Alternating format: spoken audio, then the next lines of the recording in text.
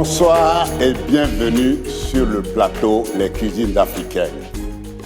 L'Afrique, berceau de l'humanité. De l'identification des espèces à la maîtrise du feu, l'Égypte ancienne a été le pays précurseur de la transformation des aliments afin de les rendre comestibles. Partager ce savoir est capital. On peut donc affirmer que l'Afrique est le chef de file de la culture culinaire depuis l'époque des pharaons à l'Empire romain. Est-ce à dire que l'Afrique a été avant-gardiste dans le domaine de la cuisine? Ce qui est clair, c'est que l'Afrique ne saurait se résumer qu'à un seul bloc. C'est le plus vieux continent habité du monde et il est écrit aujourd'hui qu'il est composé de 54 États. Mais j'aime toujours faire cette précision qu'aujourd'hui, il compte plutôt 56 États. Puisque depuis 2011, je crois, le Soudan a été scindé en 2 États.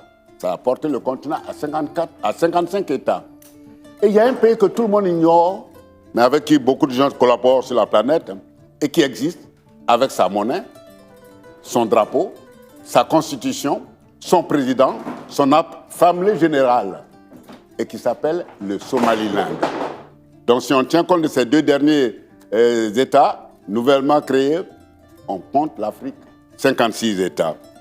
Cette précision faite, je veux dire qu'aujourd'hui, nous ne parlerons pas de la cuisine africaine, mais plutôt des cuisines plurielles africaines. Conter l'histoire des cuisines africaines, c'est raconter l'histoire de milliers de générations dans ce continent féru de foufou.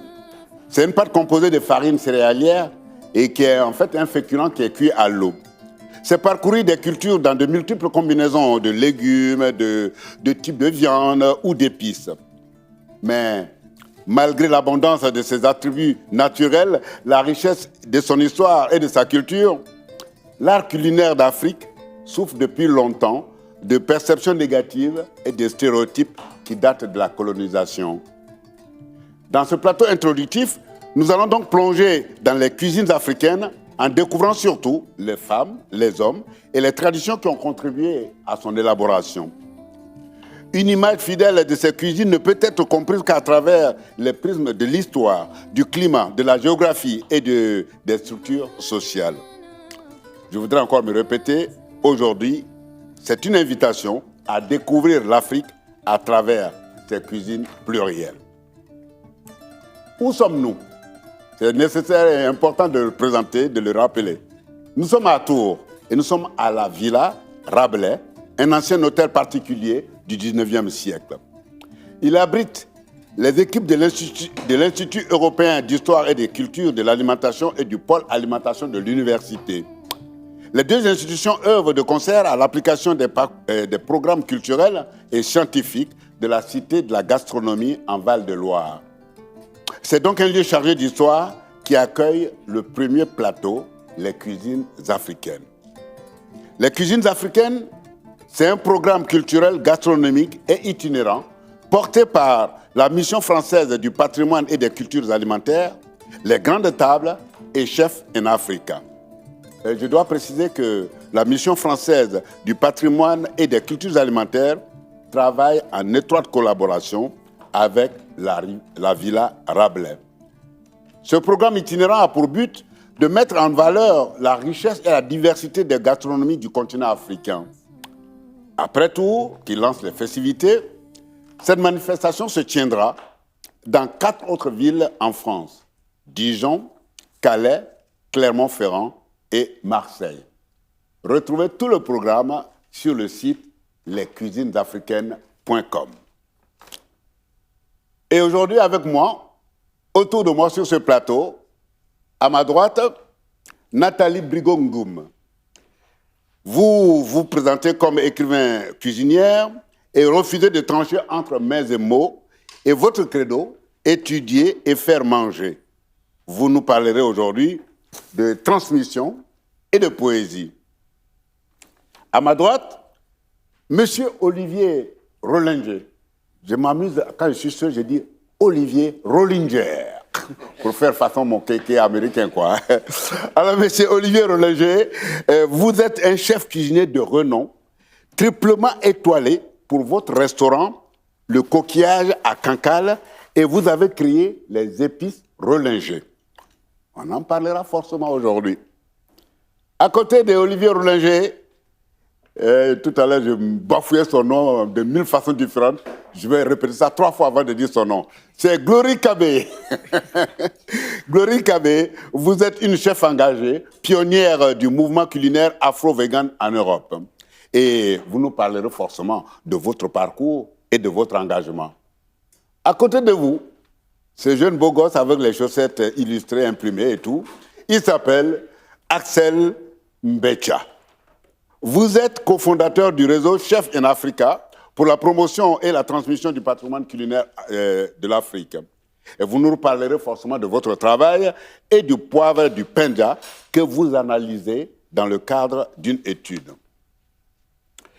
Et puis, forcément, une cheftaine pour terminer, Olivia de Souza. Alors, Olivia de Souza, vous êtes originaire du Togo, vous avez grandi en Côte d'Ivoire, qui est mon pays. Très bien, vous aimez le bon pays, là. Et vous êtes mère de 3 enfants. À 17 ans, vous arrivez en France, à Tours, où vous passez votre bac. Après vos études, vos premiers pas dans la vie professionnelle s'effectuent dans le commerce. Et vous prenez conscience que votre passion, votre épanouissement se trouve ailleurs. Donc, votre passion qui est la cuisine devient alors votre métier. Vous entreprenez plusieurs voyages, des voyages culinaires en famille, sur la route des épices. Et en 2004, vous ouvrez votre première table d'hôte à Tours, qui nous accueille aujourd'hui d'ailleurs. Et en 2011, vous décidez de rentrer au Togo, où vous ouvrez à Lomé un atelier de cuisine, l'atelier des sens. Objectif, démystifier la cuisine afro-créole. Vous initiez ainsi vos hôtes à l'utilisation des épices et à la réalisation de mets simples et goûteux. Alors, Olivia de Souza, vous êtes le fruit d'un brassage culturel gastronomique. Et vous n'avez peur de rien. C'est ce qui est écrit en tout cas, en lettres d'or. Vous n'avez peur de rien, puisque vous aimez oser de nouvelles saveurs avec les plats traditionnels africains, à partir desquels vous dites vouloir transmettre des valeurs, des émotions et un peu de réflexion. Aujourd'hui, Olivia de Souza, qu'allez donc préparer pour nos invités sur ce plateau aujourd'hui? Alors, aujourd'hui, je vais vous cuisiner avant tout des pois bambara, voilà, que je vais cuisiner en fait, il n'y aura pas d'entrée, plat, dessert, il y aura un peu de tout. Donc, des pois bambara que je vais faire... Village, quoi. Voilà, un seul plat, c'est bon. Mais là, il y aura 4 plats, c'est bon aussi. Donc, je vais faire un petit confit là, que je suis en train de faire d'oignons avec de l'huile de coco, dans lequel je vais rajouter les pois bambara qui sont déjà cuisinés et qui sont là, voilà. Parce que c'est très très long à cuisiner, donc je les ai fait un peu en avance. Après ça, on aura le djankoumé. Tout à l'heure, vous parliez de foufou. Donc le djankoumé, c'est une pâte qui est faite à base de farine de maïs. Donc une farine de maïs qu'on fait torréfier et qu'on mélange avec de la farine de coco. Voilà. Donc, et quand on a un peu plus de moyens, on peut même la mélanger avec la farine d'arachide. Et donc c'est une pâte qui est vraiment très riche et que chez nous, on appelle le djankoumé. Voilà. Donc, quand vous parlez de maïs avec de maïs et de coco, tout à fait. Moi, ça me renvoie dans mon pays qui vient au nord, à Chantilly, voilà. 2 grandes régions, tout à la fait. savane et la forêt. Tout à et dans fait. la forêt, on cuisine beaucoup avec le lait de coco. De lait de coco, alors que dans le bien nord, sûr. Non. Là, pour moi, avec cette tout farine que vous faites là, ça vous avez devrait fait vous le plaire. lien entre la forêt et la savane. Tout à fait. Mais c'est ce que je fais entre le nord et le sud de chaque pays. Et donc, voilà, c'est une farine qui est comme ça, vous verrez, qui est très... et donc, on fait une pâte qui ressemble beaucoup à de la polenta dans la façon de faire. Voilà. Exactement. Et on peut la rendre plus... On la retrouve au Cameroun, on la retrouve un peu partout sur différents noms. En Côte d'Ivoire, non, on ne mange pas ce type de pâte-là. Et ça va être accompagné... En Côte d'Ivoire, c'est le plat Kali, voilà. C'est le plat Kali, mais c'est aussi la pâte de maïs fermentée, qui est très proche de la polenta. Tout à fait. La première fois que j'ai mangé de la polenta, j'ai dit, oh là là, ça c'est un plat, c'est nouveau. Oui, c'est vrai qu'il y a différents types de pâtes. Ouais, voilà. Ouais. Donc, je vais vous faire ça. Après, je vais vous faire un dessert à base de noix de cajou. Voilà, de noix de cajou, de gari, qui est de la farine de manioc également. Exact. Donc, en fait, j'ai essayé de mettre en avant les produits que j'utilise au quotidien et qui sont vraiment la base de ma cuisine et de la nourriture togolaise en général, et même africaine en particulier, parce qu'on aura aussi les haricots aux yeux noirs, donc les haricots cornilles qu'on utilise partout en Afrique de l'Ouest. On a aussi du fonio, voilà, que j'ai ramené. J'essaierai de faire si j'ai le temps, je vous ferai découvrir un peu de ces différentes choses. Bon, voilà, vous avez énuméré tous les ingrédients qui vont rentrer dans ce plat que vous allez nous proposer, décliné en 2, 3, 4 variétés différentes. Voilà, bref. tout à fait. Et la question, c'est de savoir, un plat comme celui-là, comme le djenkoumé, et à quelle occasion le mange-t-on? Alors, c'est un plat confort. Moi, je dis, c'est un plat confort. Le djenkoumé, on pourrait le manger tous les jours. Mais nous, c'est vrai qu'on le mange plus le samedi ou le dimanche, où on a un peu plus de temps de le cuisiner, parce qu'il faut torréfier le maïs, il faut, voilà. Donc, c'est un plat qu'on cuisine en famille. Mais la farine peut se faire bien en amont. Et donc, si on a un pot de farine ou un bouillon, hop, hop, on peut le faire. Mais c'est vrai que c'est un plat que j'appelle confort, parce que c'est un plat famille, ou quand on a le temps, dimanche, samedi, voilà, week-end. J'ai envie de rebondir sur vous pour aller rejoindre un des grands spécialistes des épices, qui est Olivier Rollinger. Et vous avez cité plusieurs épices, et j'ai envie de lui poser la question à Olivier. Est-ce que vous en avez reconnu, puisque vous vous intéressez aux épices du continent africain aussi? Bien sûr, mais on s'aperçoit que l'Afrique, comme vous l'avez parfaitement précisé, est une cœur de l'alimentation de l'humanité. Mais elle a eu l'intelligence d'avoir toujours à l'esprit curieux et s'est toujours intéressée à des épices qui parfois venaient d'ailleurs. Je pense au piment qui venait des Amériques, mais évidemment je pense à un temps plus ancien, en particulier les périodes égyptiennes, où justement on trouve le poivre qui est arrivé très vite sur le continent africain. Bon, je vais laisser Olivier à ses fourneaux. Moi, je commence à avoir faim de faire oui, ça sent très bon, effectivement. Ça sent très, très bon. Et je viens retrouver mes papiers pour continuer notre plateau. Alors, je trouve que... Bon, Olivia, vous voyez, quand tu constates sur Malpoli, je n'ai même pas dit merci avant de partir. Merci, Olivia.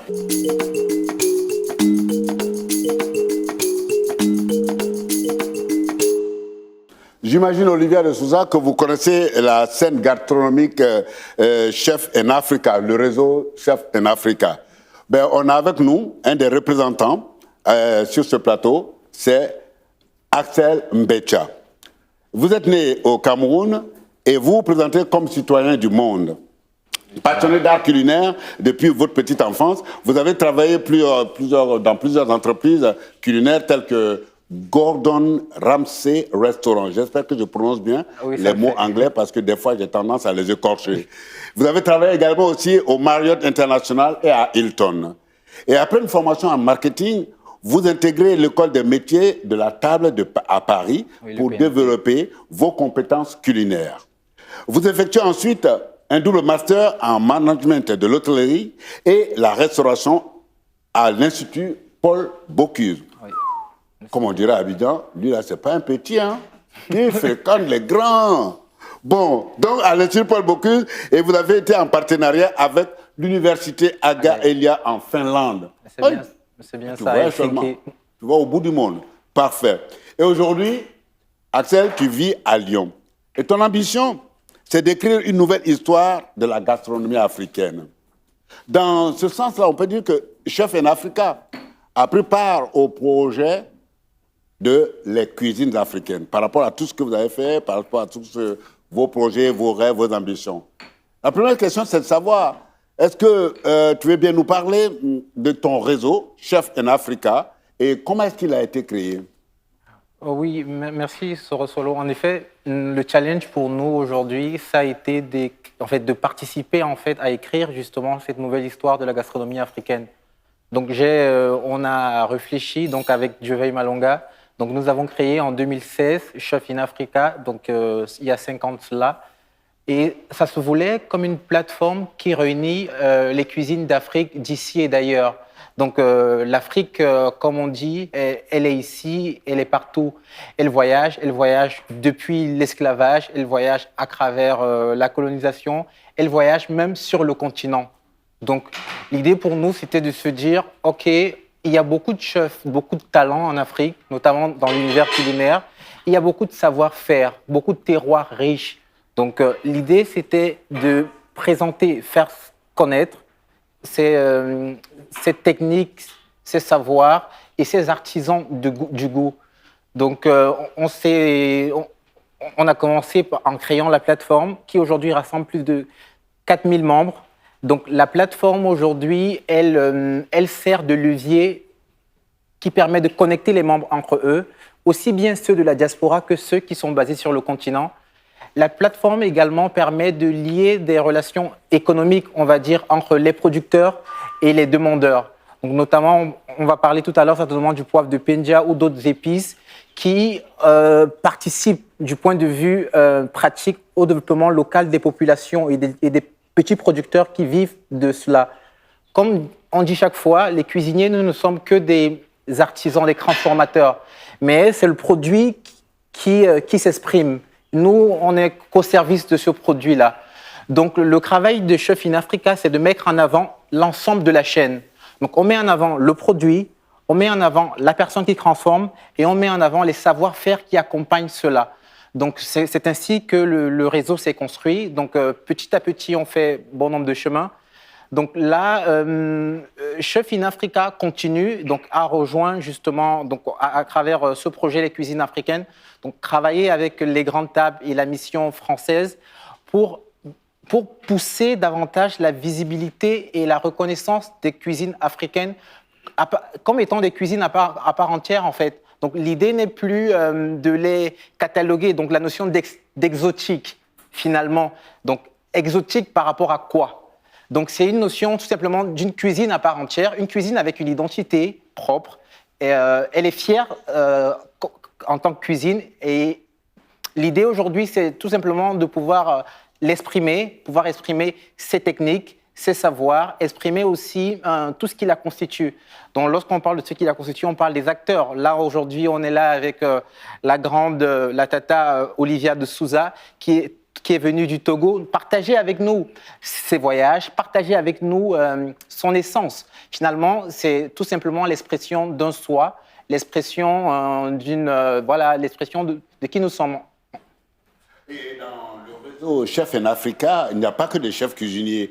Il y a aussi des producteurs, je pense aux pêcheurs, aux éleveurs et certainement aux agriculteurs. À quel besoin répond l'implication des producteurs dans le réseau Chef in Africa ? Je dirais que les producteurs, c'est essentiel. Certes, on s'appelle Chef in Africa, mais on n'est pas qu'un réseau de chefs, j'ai tendance à le dire. Chefs in Africa, parce que certainement, le chef représente celui qui permet de ramener l'histoire auprès du consommateur. Mais le chef n'est qu'un vecteur, il n'est que le lien. Mais en fait, on doit pouvoir recrasser la chaîne. Et recrasser la chaîne dit aller à l'essence. L'essence, c'est le produit. Et qui œuvre au quotidien avec le produit. C'est ce pêcheur qui se lève à 5 heures du matin pour aller dans le lac pour pêcher son poisson.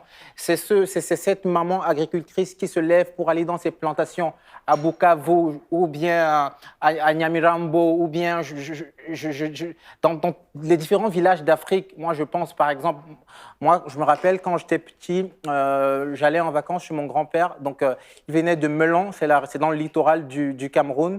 Et quand j'allais à Melon, c'était toujours une occasion de pouvoir être en contact justement avec on va dire, le produit, mais au-delà de cela, la terre où vient le produit. Et du coup, c'est comme ça qu'on comprend et on perçoit l'essence même du produit. Donc, travailler, lorsque l'idée de Chef in Africa nous est venue, travailler avec les producteurs était inéluctable, en fait. Ça allait de soi. Donc, c'est comme ça, justement, qu'on s'est rapproché au maximum des producteurs et on a beaucoup appris d'eux. On a beaucoup appris lorsque, par exemple, avec Dieu Veille, on a effectué des voyages, notamment au Ghana. On a pu percevoir les savoir-faire, des techniques ancestrales pour fumer du poisson. Donc, vous allez vous rendre compte qu'il y a des pêcheurs qui pêchent le poisson. Ensuite, ils sont constitués en petit comité ou en famille, ils travaillent en famille. Et il y a la maman qui va recevoir les poissons, elle va les nettoyer, elle va avoir une technique particulière pour les fendre en deux et les étaler sur des grilles pour les faire fumer, les faire sécher avec des savoir-faire exquis. Et ce sont ces savoir-faire-là qui constituent l'essence de la gastronomie et des cuisines africaines. Comme vous avez si bien dit, ce n'est pas la cuisine, mais les cuisines africaines au pluriel.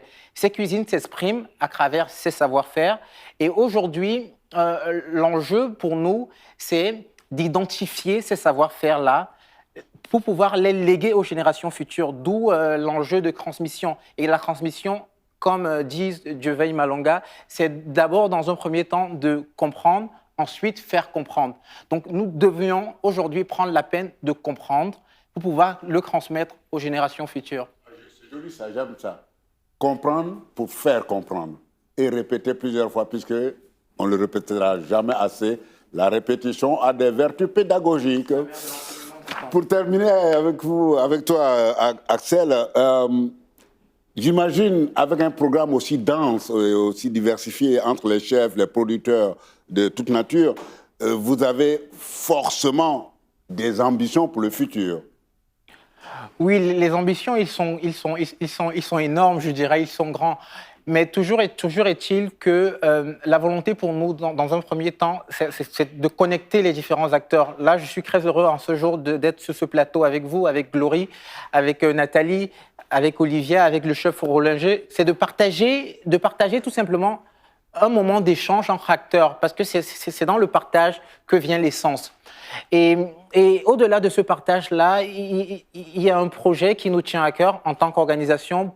On s'est dit que les chefs africains, donc les chefs d'Afrique, aussi bien ceux qui sont sur le continent que ceux qui sont dans la diaspora. Quand on parle de diaspora, j'entends ici aussi bien ceux qui vivent dans les diasporas occidentales, notamment aussi bien Glory qui est basé à Paris, ou le chef Pierre Thiam à New York, ou certains autres chefs avec lesquels nous travaillons. Mais au-delà de cela, c'est aussi des chefs qui peuvent être basés à Cuba ou au Brésil, à Salvador. Donc l'idée, c'est de dire finalement que les cuisines africaines peuvent aller au-delà du continent en son sein. Et tous ces chefs-là, comment est-ce qu'on réussit à partager avec les autres, au-delà de leur existence, mais surtout la nature de leur créativité et la nature de leur talent.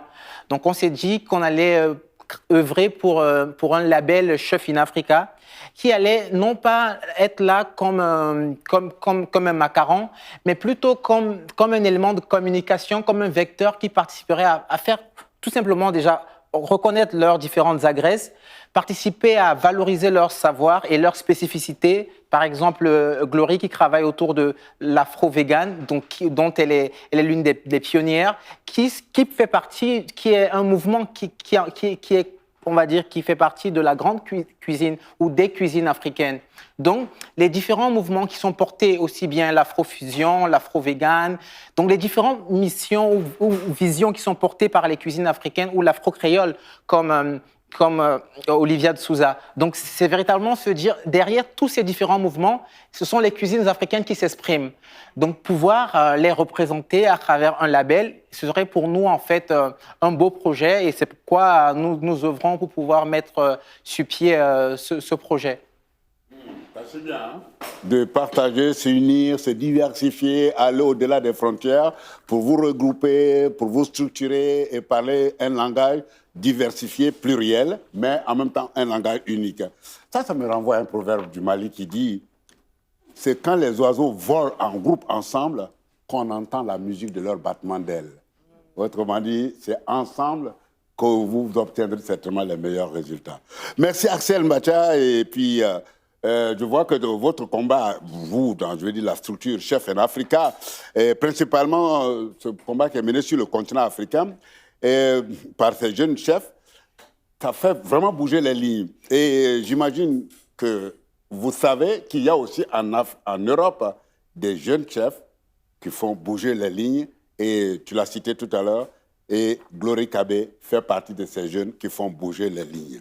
Et Glory Kabé, on te présente comme une pionnière du mouvement culinaire afro-vegan en Europe. Tu as parcouru les 4 coins du monde pour assouvir ta curiosité et ta soif d'expérience culinaire. Après tes débuts à Londres en tant que chef indépendante, il faut le préciser, indépendante, alors tu es revenu à Paris pour parfaire ton art. Et maintenant, tu officies à la Mano. C'est quoi la Mano d'ailleurs? C'est quoi la Mano? La Mano, c'est anciennement un restaurant mexicain vegan et qui s'est transformé en restaurant vegan tout court et qui a été curieux d'accueillir l'afro-véganisme pendant un moment. Très bien. Donc, tu es revenu, tu es officié à la Mano, puis à l'abattoir végétal avant de te poser un temps dans les cuisines de Papille et d'installer, j'insiste là-dessus, les principes d'une cuisine saine et gourmande, sans arômes artificiels ni additifs.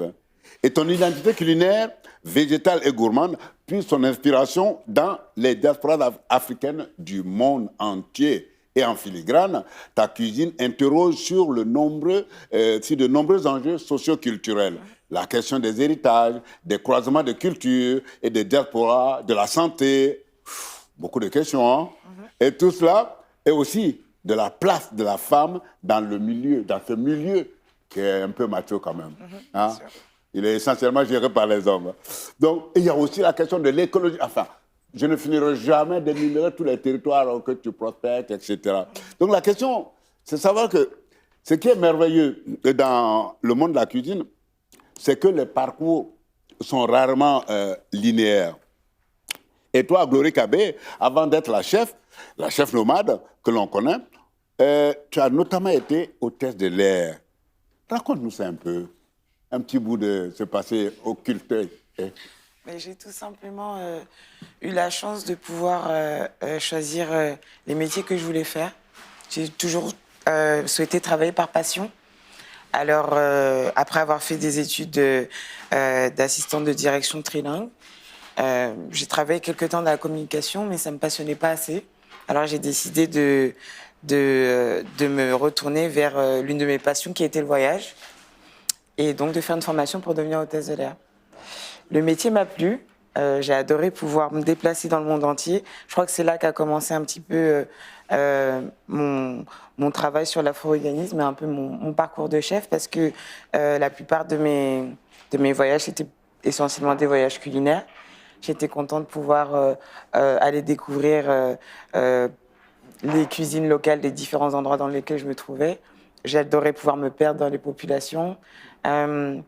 Tout ce qui était un petit peu en dehors des sentiers battus, où je pouvais y aller avec aisance, et ça a juste continué à constituer un petit peu ce panel de recherche que j'avais envie de faire, personnel avant tout. Et puis le métier m'a moins intéressée, parce que finalement j'avais rapidement fait le tour de ce qui pouvait se passer dans un avion et en dehors de l'avion. Et donc, je me suis posé la question de pouvoir m'installer à l'étranger. Je suis partie vivre au Brésil, à Salvador, qui est donc, j'en discutais avec Axel un peu plus tôt, la première capitale du Brésil où est arrivé tous les esclaves. C'est peut-être l'endroit où il y a la plus grande diaspora africaine en dehors du continent africain. Et en fait, je me suis sentie à la maison. Bien entendu, j'avais un visa de touriste de 3 mois. Que j'ai laissé expirer gracieusement. Je suis restée bien plus longtemps et j'ai vécu l'un de mes plus beaux rêves. Et ça a donné naissance en fait à ce projet de chef. Pendant ce voyage, je me suis demandé ce que je voulais faire. J'ai pris le temps en fait de me demander à nouveau ce que je voulais faire. Et l'orientation vers une autre passion, la cuisine, a été naturelle. Et c'est aussi le moment où j'ai décidé d'arrêter de manger de la viande, de devenir végane. Ce qui a été un petit peu un paradoxe, parce que je me trouvais dans le pays du churrasco. Pendant les fêtes, il y avait des barbecues tous les jours. Mais je suis tombée tout simplement amoureuse de la cuisine afro-brésilienne qui avait beaucoup de similitudes avec ce que j'avais pu connaître, des différentes cuisines africaines que moi-même j'ai pu rencontrer dans ma vie. Et donc c'est là où j'ai défini exactement ce que je voulais faire, devenir chef afro-végane. Donc je suis revenue en France parce qu'il fallait rentrer. Oui, il fallait revenir. Même si au Brésil, tu te sentais chez toi en Afrique. À la maison, ouais. Je valide. Oui. Le jour où j'ai mis les pieds à Salvador de Bahia, il fait, mais on a Cotonou là, on a Dakar, c'est pas possible. Et quand on m'a invité dans une famille brésilienne, j'ai retrouvé les haricots, et Olivia tout à l'heure parlait du gari, j'ai retrouvé le gari, j'ai retrouvé le gombo, j'ai retrouvé... L'huile de palme, le dendé. L'huile de palme, le manioc, j'ai dit, mais attends, c'est normal. Je crois que le plus grand choc, peut-être pour moi, ça a été une fois de prendre un bateau pour passer de Salvador à une île. Et en fait, il y avait des vendeurs ambulants qui peuvent vendre du popcorn, des chips, etc. Et là, ils vendaient du chikwang. Et là, c'est bon. Ok. C'est incroyable. Ça a été Nos cousins qu'on a vendus là, il y a 4 siècles, ils sont partis, ils ont gardé tout ça en mémoire, ils ont reproduit tout ça là-bas. C'est exactement ça. Musicalement, du point de vue de l'art culinaire, dans l'esthétique vestimentaire, dans la décoration. Il faut savoir qu'à Salvador, ils ont ce qu'ils appellent le mois de la conscience nègre. Ouais, oui. C'est l'un des seuls endroits dans le monde où on retrouve ce genre de représentation, d'événements en fait dédiés à la culture africaine et à la fierté qu'on peut en avoir en fait, tout simplement. Et ce que tu dis, c'est important en fait, finalement que nos cousins qui ont quitté le continent, ils aient décidé de porter avec fierté en fait ce qu'ils ont laissé derrière eux. Et même dans ce qu'ils ont créé, il y a toujours la fierté de la racine d'où ils viennent. Donc c'est pour ça que je pense que pour n'importe quelle personne intéressée... On va brancher sur le développement des musiques. Au Brésil, on ne va pas s'en sortir, on est là pour parler de cuisine. Parce que non, mais je termine sur celle-là. Vous voyez ce qu'ils appellent le birimbao? Oui, bien sûr. C'est un instrument qu'on trouve au Cameroun, qu'on trouve en Côte d'Ivoire, chez moi, on l'appelle l'arc à bouche. Et puis, ou le nakun, la cuica. C'est des instruments qui sont encore dans le bois sacré chez nous. Bref, revenons à la cuisine, sinon. Oui. Mais j'aimerais aussi savoir comment, comme on a Cabré avec nous aujourd'hui, Cabé avec nous, on va lui demander comment on peut définir un culte comme moi, s'il veut faire les cultiver en société, comment est-ce que je vais définir l'afro-véganisme? Avec des mots simples. Avec des mots simples, je pense que l'afro-véganisme, c'est tout simplement la représentation en fait des cuisines africaines et surtout des diasporas africaines. Je pense qu'il faut mettre un accent dessus tout simplement parce que culturellement et socialement parlant, on ne s'est pas arrêté à ce qui s'est passé en Afrique. Il y a eu la colonisation, il y a eu les rencontres, il y a eu les croisements. Et tout ça a donné naissance à beaucoup de saveurs et d'identités différentes et qui sont représentées et vivantes encore aujourd'hui.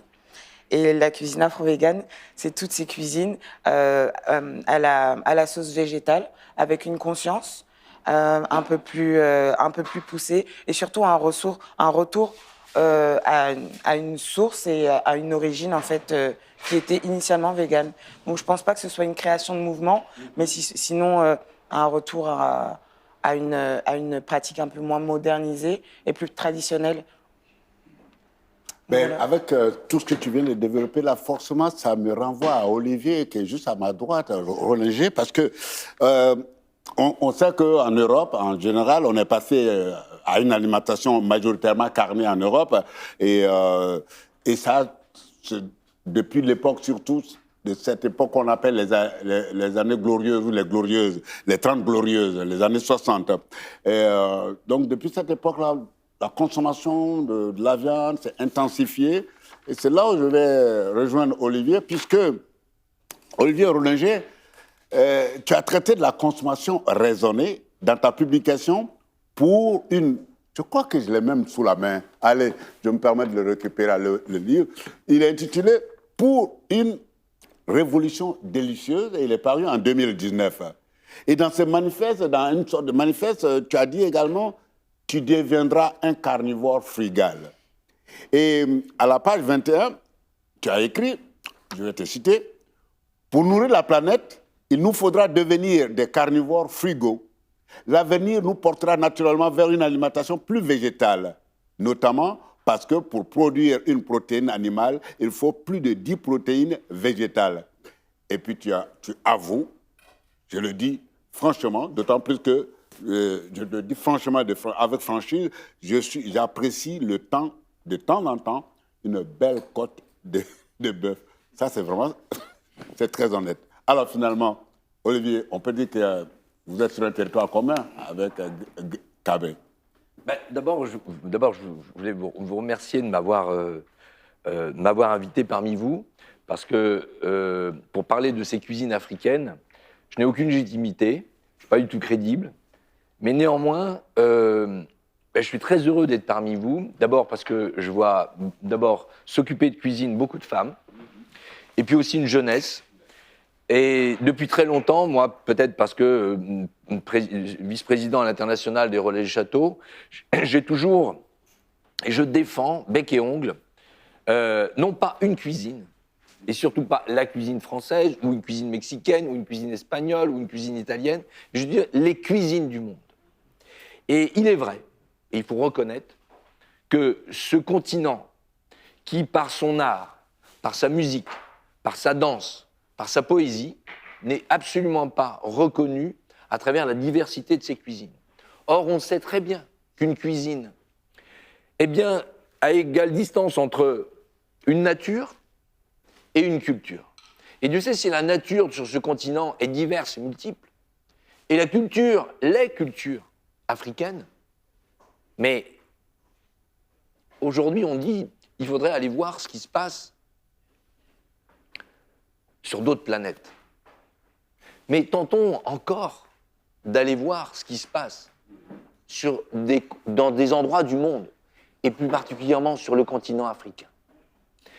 Là, et quand vous parlez de présenter de cette nouvelle identité culturelle de tous ces pays africains, j'ai du mal, parce que j'ai toujours l'impression que c'est l'époque de la colonisation qui a découpé des pays, alors qu'il y avait des pays, évidemment, naturellement, qui avaient, tout d'un coup, de l'autre côté de la frontière, on mange la même chose. Mais parce que c'était une population et qu'il y a eu des Anglais, des Européens, des Français, que sais-je, qui ont découpé ça à la machette, si je puis dire, et qui n'avait pas de sens. Parce que finalement, un pays, on retrouve une communauté de population à travers une cuisine. Et là, moi, alors, le véganisme, je vais sûrement pas défendre les extrémistes véganes qui sont dans la violence, parce que justement, lorsqu'on est végane, théoriquement, on ne devrait pas être violent et pacifiste. Mais je comprends en même temps la sonnette d'alarme que le mouvement végane a présenté à l'ensemble de la planète. Lorsqu'on voit la violence de ces élevages, de ce traitement des animaux, c'est inacceptable. D'ailleurs, ce ne sont plus des élevages, ce sont des usines à protéines. Donc on comprend qu'une jeunesse du monde aujourd'hui tourne le dos à cette alimentation. En revanche, je pense qu'il faut se rapprocher quand même. Le véganisme, ça vient du monde urbain. Mais il faut faire attention parce qu'il ne faudrait pas confondre le rapport au vivant, parce que couper une laitue pleure aussi. Lorsqu'on coupe une laitue, elle pleure. Donc le vivant, il faut surtout avoir un grand respect du vivant et ne pas avoir peur d'affronter la mort. Parce que pendant très longtemps, dans les campagnes, on savait ce que c'était tuer un poulet, tuer un animal, pour effectivement se nourrir. Aujourd'hui, la mort a disparu des villes. Or, on sait très bien que le monde est de plus en plus urbain. Et donc, on veut cacher la mort. Donc, comment pouvoir imaginer qu'il y ait un morceau de cadavre au milieu de la table? C'est insupportable. Mais pourtant, c'est toute cette ambiguïté entre la vie et la mort. Mais la mort fait partie de la vie. Et il ne faut pas tuer pour massacrer, pour manger de la viande, Il faut peut-être d'abord, et souvenez-vous, dans tous les grands toutes les grandes périodes de notre histoire, l'humanité, lorsque l'on mangeait de la viande, c'était un sacrifice et que l'on partageait. On tuait le cochon, on tuait le bœuf. À un moment donné, c'était un rituel. Et ce n'était pas n'importe quoi, et qui était souvent le prolongement d'ailleurs du sacrifice humain. Pour dire que moi, vraiment, et puis alors vous avez parlé de cette Afrique que je connais moins, je connais bien Madagascar, je vous dis, je n'ai pas légitimité d'être là. Mais de savoir, par contre, quand vous parlez de Salvador de Bahia, moi j'ai écrit dans un de mes livres, c'est le plus beau grain de beauté du monde. C'est une ville où l'amour est partout, où l'on danse, où l'on chante, mais où il y a une sensualité, je ne dis bien pas une sexualité, il y a une sensualité, il y a une fraternité qu'on ne trouve nulle part ailleurs, ou alors sans doute en Afrique, mais c'est sans doute parce que je ne la connais pas suffisamment. Et de voir cette jeunesse prendre en main, et surtout pas jouer les rockstars, mais avoir compris que pour faire une belle et grande cuisine, il fallait d'abord une nature, et il ne fallait pas l'abîmer, cette nature. Il fallait également avoir des hommes et des femmes qui façonnent cette nature, des agriculteurs, des éleveurs, des pêcheurs. Et puis ensuite, eh bien, il faut toute l'histoire. Et le seul petit bémol, faisons attention, parce que moi j'ai écrit plusieurs fois, pourquoi aujourd'hui, lorsque l'on porte la cuisine africaine, ou comme d'autres cuisines italiennes, des cuisines espagnoles, des cuisines françaises, c'est toujours les hommes. Or, depuis la nuit des temps, ce sont les femmes qui ont nourri l'humanité. Et la grande question, les hommes ne sont-ils pas des imposteurs dans les cuisines du monde? Ou une autre question, faut-il que les hommes s'approprient une activité pour qu'enfin on en parle? C'est des grands sujets. Donc moi j'espère que les femmes africaines vont relever ce défi en disant non, c'est nous. Non, enfin, sérieusement, ce que je dis est sérieux, mais on peut le prendre évidemment d'une manière... moi j'ai un ami qui s'appelle Gaston Acurio, qui a révélé la cuisine péruvienne. On allait autrefois au Pérou pour écouter la flûte de Pan, aller voir le Machu Picchu. Aujourd'hui, on va au Pérou pour goûter une cuisine. Mais ce n'est pas une cuisine élitiste. Ce n'est pas une cuisine avec des produits très... Il est allé dans toutes ces provinces du Pérou, et il est allé chercher la cuisine des pauvres, la cuisine des gens qui étaient dans l'image, ça n'avait aucun intérêt. Et il a révélé au monde cette richesse et cette biodiversité culturelle. Alors, bravo, un grand bravo, parce qu'il va falloir lutter contre l'agro-business par rapport à cette espèce de rouleau compresseur culturel et alimentaire de quelques sociétés multinationales qui ont voulu s'approprier non seulement la cuisine de tous les jours, mais même la gastronomie. Il suffit d'aller dans des hôtels dans le monde entier et simplement de prendre un petit déjeuner. Quelle pauvreté! Cette espèce d'uniformisation, cette standardisation, cette uniformisation, vous êtes là pour relever ce défi. Je vis un moment très heureux avec vous. Merci beaucoup, Olivier. Je crois que si tu veux commenter tout ce que tu viens de relever, de soulever comme question, on passera encore 2 heures. Et tu as répété 2-3 fois que tu n'as pas de légitimité, si tu en as une, parce que tu es juste un être humain, comme tous les autres êtres humains de la planète. Comme on dit en Afrique centrale, nous sommes tous des Bantous. Là, on ne parle pas de blanc, de noir, de jaune, de rouge. Non, on parle d'humain. Et en tant qu'humain, tu as la légitimité de parler de cette culture culinaire africaine. Bref, et puis, ce que tu as dit sur le véganisme, comme dans tous les mouvements, tu as les extrémistes qui viennent finalement déconstruire ou ternir l'image de ceux qui ont un vrai projet, un vrai engagement social. C'est pour ça que, pour emprunter une des maximes de chez vous, ici, n'est-ce pas, c'est Plessis Molière qui dit la parfaite raison veut qu'on soit sage avec sobriété, qu'on fuit toute extrémité. Quand on est dans les extrémités, on donne dans les dégâts. Donc, par rapport au véganisme, les extrémistes, oublions-les, comme les extrémistes religieux, etc. Et pour ce que tu as dit sur le Pérou, pareil. Découvrons, allons ailleurs, pour non seulement nous enrichir, mais pour enrichir les générations à venir. Je voudrais, avec ta permission, Olivier, Toi, comme Axel, comme Olivia derrière moi, comme Nathalie, vous connaissez certainement M. Pierre Thiam, peut-être, oui ou peut-être non. Il est sénégalais et il est installé à New York. Il a aussi une installation à Miami. Nous l'avons interviewé il y a 3 semaines et il nous a décrit ses premiers pas de chef aux États-Unis. Écoutons ces 5 minutes d'entretien.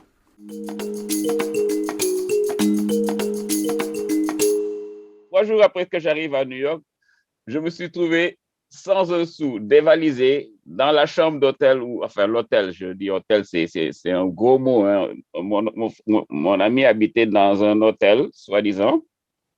En fait, c'était un immeuble où pas mal d'immigrés habitaient, des immigrés sénégalais, et aussi beaucoup de homeless, tu vois. C'était vraiment l'immeuble, un squat, ouais, c'était vraiment un squat, hein, vraiment le jour et la nuit. Hein. Quand on te parle de New York, à Dakar, tu t'imagines quelque chose de fantastique, et donc tu arrives là, tu te dis non, je retourne à Dakar là.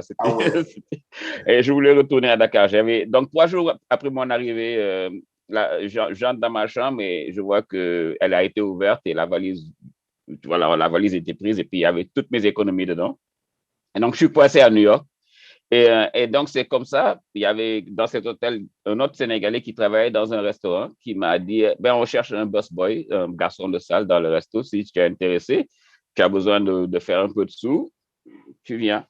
Et c'est comme ça que je me suis retrouvé, accident de parcours, totalement dans la restauration, donc garçon de salle, donc j'avais pas besoin, c'était mon premier boulot, jamais travaillé de ma vie. Et donc, tout ce que je devais faire, c'était prendre les assiettes vides des tables et les amener en cuisine. Et vice-versa, quoi, ramener quelques assiettes en cuisine, les verres et tout ça, nettoyer. Mais ce qui m'a fasciné, donc, c'est quand j'arrive dans ce restaurant, ce qui m'a fasciné, c'était la cuisine. C'était mon premier choc culturel. Dans cette cuisine-là, il n'y avait que des hommes. Et moi, je venais d'un pays où la cuisine, c'était fait par les femmes, que par les femmes. J'étais même... je pense... Culture. Et ben voilà, exactement, un choc culturel. Et moi, je pensais même que c'était un truc que les hommes ne pouvaient pas faire. On n'était pas, que c'était pas possible, quoi. Et là, je suis là, je regarde ces hommes qui font des plats magnifiques en plus, des belles assiettes qui ressemblent, parce que voilà, moi, j'étais intéressé par la cuisine de loin, quoi. J'adorais manger parce que bon, tu grandis au Sénégal, tu es exposé à la bonne cuisine, quoi. Tu grandis en Afrique de l'Ouest, en Côte d'Ivoire aussi. On a tous les jours de la bonne cuisine fraîche, tu vois. Le marché est fait journalièrement. Et je me suis dit, mais où est-ce qu'elle est notre cuisine? Parce que New York, c'était la capitale culinaire du monde. C'était devenu, tous les grands chefs étaient venus à New York avec des restaurants. On pouvait goûter à toutes les cuisines du monde pratiquement, mais il n'y avait rien d'africain. Et c'est là que je me suis demandé, mais pourquoi cette cuisine africaine qui a aussi sa place, quoi. Je respectais la cuisine que je voyais à New York, mais il y avait cette cuisine africaine qui manquait. Et je me suis dit, là, j'ai vu ça, en ça une opportunité. Et petit à petit, donc à Boom, le restaurant où j'étais, éventuellement, je suis devenu sous-chef, puis chef de cuisine, et le restaurant était très populaire. Très, très populaire. On a ouvert un deuxième restaurant et celui-là, il était à Miami, en Floride. Et j'ai été choisi pour être le chef de cuisine. Toi, tu gères ce restaurant et non seulement tu gères ce restaurant, mais tu te rappelles des plats que tu amènes des fois pendant les dîners de famille, parce qu'on a ce qu'on appelle les dîners de famille dans la restauration. Je traduis de l'anglais au français, hein, mais donc c'est quand le staff se réunit avant le service et on mange tous ensemble. Et c'est un des cuisiniers qui a fait un plat pour tout le monde. Et moi, souvent, je faisais des plats, des recettes de mémoire, hein, des recettes africaines, des recettes sénégalaises. Et les gens, ils adoraient ça. Et donc, quand on m'a envoyé à Miami, on m'a dit, pourquoi tu ne mettrais pas certains de ces plats-là en spécial dans ton menu à Miami? Et donc, c'est ainsi que j'ai commencé à mettre du mafé, du yassa et des trucs comme ça. Et ça a été bien reçu. Et donc, je n'ai plus regardé derrière. Je me suis dit, ça sera ma mission. Je vais commencer à ramener ces plats-là. Et donc, c'était des plats de mémoire. Des fois, j'appelais ma maman et elle me rappelait les recettes et tout. Ça a été beaucoup plus facile que je le pensais. Elle m'a beaucoup supporté dans cela. Elle a partagé ses recettes avec moi. Et c'est des recettes que j'amenais souvent dans le restaurant en spécial dans le menu. 1 cup of fonio, 2 cups of water, just like rice. So what's the name and how would you eat it? Well, this is a sauce that comes over grains, you know. So without the grains, it becomes mafé. It's a mafé sauce. And slowly dilute it. So meanwhile, I'm going to blanch these colored grains. That is beautiful. Yeah? Yeah. C'est fou ce qu'il dit. Il a dit là tout à l'heure, Pierre Thiam, depuis New York. On a fait l'interview il y a 3 semaines. Et quand je vois la façon dont il parle de la cuisine féminine, 100% féminine, ça m'envoie tout ça. Ce que disait tout à l'heure Olivier Rollinger, qui a applaudi des 4 mains parce qu'il y avait de plus en plus de femmes dans la cuisine, dans l'art culinaire. C'est à croire qu'on les avait mis en contact. Hein. Oh, vous ne vous connaissez pas, hein? Olivier, tu ne connais pas Pierre Thiam? Ah, ben parfait. Ah, ben, la communauté de pensée, c'est parfait. Alors, Nathalie ou Olivia qui est dans ses fourneaux, ses légumes. Et, hein, ouais. Par rapport à tout ce qu'il a dit, là, Pierre Thiam, depuis New York, sur la cuisine 100% féminine, ouais, vous en tant que femme. Ben, moi, en tant que femme, je dis non. Quel commentaire? Je dis non. Ah je bon? suis contente qu'il y ait des hommes en cuisine. Ouais. Parce que je me dis, nous, on nous a élevés, pas moi, hein, mais beaucoup de femmes ont été élevées, genre, il faut être en cuisine, il faut aller en cuisine. Moi, j'ai eu la chance, j'avais une mère féministe. Donc, les partages de tâches, ça avait commencé très tôt chez moi. Donc, je suis issue d'une famille où j'ai 7 frères et je suis la seule fille. Donc, chez moi, les hommes, ils bossent. Ah ouais. Voilà. Donc, moi, Ils sont à la cuisine, comme j'étais tout la le monde. princesse. Ouais. Voilà. Donc, non, et puis je trouve que les hommes, quand ils font quelque chose, ils le font avec beaucoup de précision, avec beaucoup de... Donc, ça a apporté quand même un plus. Nous, on dit qu'on fait, on mesure rien, on fait, et puis voilà. Alors que les hommes, tout de suite, voilà, ils ont une idée, ils font des dessins, ils font des... Voilà. Je trouve, hein, en tout cas, tous les... Tu les trouves, les hommes, plus méticuleux que les femmes. Ah. Après, ça vient, hein, ça commence Ouais. à venir, mais c'est vrai que les hommes sont beaucoup plus méticuleux parce que pour eux, ils l'ont appris. Donc, comme tout ce qu'on apprend, on y porte un peu plus, on y met un peu plus d'attention. Merci Olivier. Voilà. Je crois qu'on va t'inscrire présidente du syndicat de la défense et de la cause masculine.